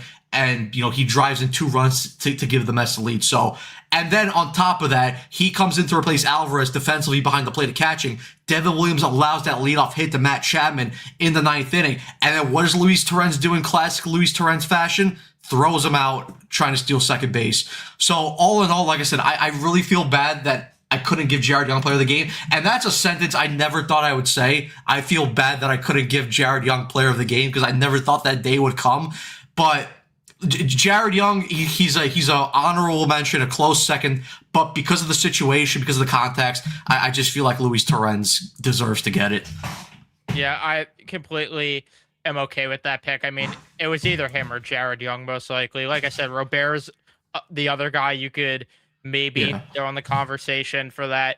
But overall, it's just nice to see this lineup actually having some depth, because not only would this team fail last year because they had to come back in the later parts of the game, but they would fail because the bottom of the order would not come through. Because if Lindor, who has been struggling, which Carol talking about, can Lindor figure it out? Hopefully soon. Obviously, we know he gets off to the slow starts, and I'm not gonna sit here and say, it's excusable that he does. It's frustrating. And these games in April could matter if you miss the playoffs by a game or two late in the season, especially when some of these games have been winnable. But at the end of the day, this is why they built a team, instead of it being, Lindor has to carry. It has to be Pete Alonso or the Cheeto Bear, whatever we're calling him these days. It has to be one of those guys to put the team on their back and carry. This is why you saw them actually build a team. And, not that Jared Young was ever really in mind, probably in that regard, but you do need those depth guys to end up coming through. And again, just to be able to see them have that ability to come back compared to last year where they just would not do that. It was nice to see. I mean, even Marcus Semien getting an RBI, he had a way better series. And even though Bichette went 0 for 4, he had a better series. So you're starting to see the pieces fall into place with this offense. Yeah, I mean, listen, listen, obviously, and this is not a bizarre statement to make. I mean, it's pretty obvious. You need superstar players to be a good baseball team. Like, let's get that out of the way. They're not always going to perform, though, those superstar players. And that's why those depth players, they're so important to building a winnable and a good baseball culture. I know we love the word culture on here, but it's just, it's so important. I mean, again, like, look at a team like the Dodgers. Yeah. How many times do you see guys like Kike Hernandez, Tommy Edman, Miguel Rojas, a couple, Austin Barnes, when he was on the Dodgers? How many times would you see some of those depth guys? They would be the ones that came through, with the clutch hits. I mean, let's not forget Miguel Rojas was the one that made basically the game-saving catch last year to win them the World Series. And he also hit the tying home run in the 9th inning. So it's like, it just shows you how important these depth pieces are. I mean, like I said, massive credit to like guys like Torrens, Jared Young, and I mean, Luis Robert too. And even I brought this up, but I mean, look at his numbers right now. Again, it's only through 10 games, but he's got a 333 batting average and a 907 OPS with one home run and a couple RBIs. I mean, could it have just been that the White Sox were holding this guy back and he actually needed to get into a place where there was actually a chance to win ball games, and actually has computers and actually has, modern day technology and modern day training skills? It's such a shocker that, wow, you put Luis Robert in a clubhouse filled with other guys that are talented, and you see the best out of Luis Robert. I mean, well, what a freaking what magic that is. Yeah, and it's also the fact that you're seeing them use him carefully to make sure they get the best out of him as well. And so far, I've been dead wrong about how he's performed. And, again, I was sitting here saying if he could be kind of like a league average player plus that glove you get in center field, I will take that and sign up for it. And I'm not going to sit here and proclaim that he's going to hit better than league average the entire year. I hope he does. I really would love to be that wrong to where he's hitting like he did in 2023 and you get that player. And you buy the jersey. Yes, and I buy the jersey. But I did not expect, this kind of production from him. Again, hopefully it sustains. I just didn't expect any of it, and I've been dead wrong so far. And another guy that I've been pretty wrong about for the most part is Kodai Senga, who in 2 starts now has looked good. Say what you want about the teams he's faced, not the best teams, but it is impressive to see, most importantly, on regular rest, him go out there and give a solid start, because that's something that we're not accustomed to.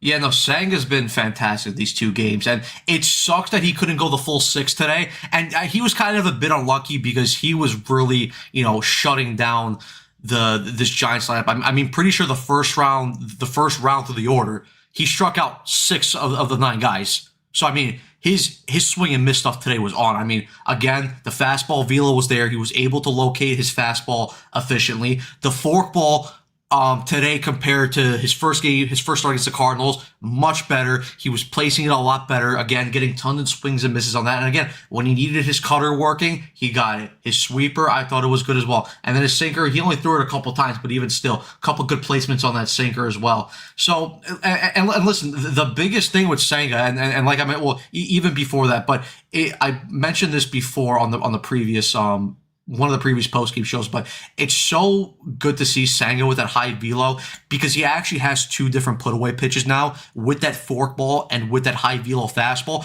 So you could keep guys, on their toes and off target because, if guys just know that all he has is the forkball, they're going to sit on that forkball. And and a lot of times we even saw in the last couple of years, Senga primarily put that forkball in the dirt. So if you know it's coming, you can just lay it off, and you'll be able to draw walks. And obviously, we saw that Senga over the past couple of years, he's had walk problems. So far through these first 2 starts, I believe he only has 4 walks. He had 2 walks today, and then 2 walks in the Cardinals, or 3 walks. But even then, 5 walks in 2 games for Senga, that's pretty fucking good. So he has definitely been a lot better. Obviously, like I said, he did get a bit unlucky towards the end because he only really made the 1 bat pitch today, which was to Matt Chapman. I believe it was a forkball that just stayed up way too much because the hit that Patrick Bailey got to start off that inning, it was a little bloop hit into left field. Because he got Adames and he got a Rise to fly out, and then the Chapman double, it was just a poor pitch forkball, got way too much of the play, and then again the Devers one, it was just a little floater out to center field. He jammed him on that cutter. So and I'll give credit to Mendoza. I thought he pulled Senga at the right time. I thought he was right in terms of letting him try to maneuver out of that jam, and when he couldn't, I thought Mendoza did a good job at pulling him at the right time. So all around, Senga, he had a very good game, and I'll give credit to Mendoza where it's due because we have been hard on him, rightfully so, but Mendoza, I thought, had a very good game for himself as well. Yeah, the other thing, too, with Senga in that 6th inning was the velo was starting to drop. So I'm glad they pulled him, and I expected him to hit a wall in that regard as well, where the velo would drop throughout the outing, but for the most part, it did stay consistent through 5 innings. He hit that wall in the 6th, and it happens. And again, at the end of the day, if you're going to get 5 good innings out of Senga on a regular basis, that's something that I will take, considering I had no expectations for him going into the year because he's always in his head, he's always a perfectionist, and like you said, it really just got to a point where he didn't have the velo, so he was over relying on the forkball, and it made him struggle to get through outings. Now you're seeing a completely different pitcher. Yeah. But nonetheless, did you have anything else you want to bring up from this game? Yeah, I mean, one more thing just to touch upon Senga before we get out of here. I said like going into this game with the fresh bullpen, I'm like for Senga, listen, the goal, just get 5 to 6 innings out of him and only give up like 2-3 runs. And again, it sucks that he couldn't go the full 6, but 5 2/3 work out of Senga, and he finished the game with how many strikeouts? Yeah, 7 strikeouts. I mean, again, like you take that every day, and only 2 walks. So Senga has been really good, and hopefully he is able to carry that over to his next start, which is going to be against the A's at Citi Field. 100%, and let's hope that the Mets could continue this lightning ride going into their series against Arizona. But that is going to be it for us. Thank you, everyone, for tuning in and watching. Remember to subscribe to the Mets Weekly YouTube channel, as there will be a live podcast episode to recap this entire series. Carson and Andrew will, of course, do that. For those of you who are watching or listening on playback and you want to join the conversation in the future, make sure to turn on those post notifications to know when we go live throughout the regular season for these watch-alongs at post games. Make sure to follow Mets Weekly on X, TikTok. Follow all of us individually. Links are down in the description. Thank you, everyone, for tuning in. And Matt and I will see you guys on Tuesday.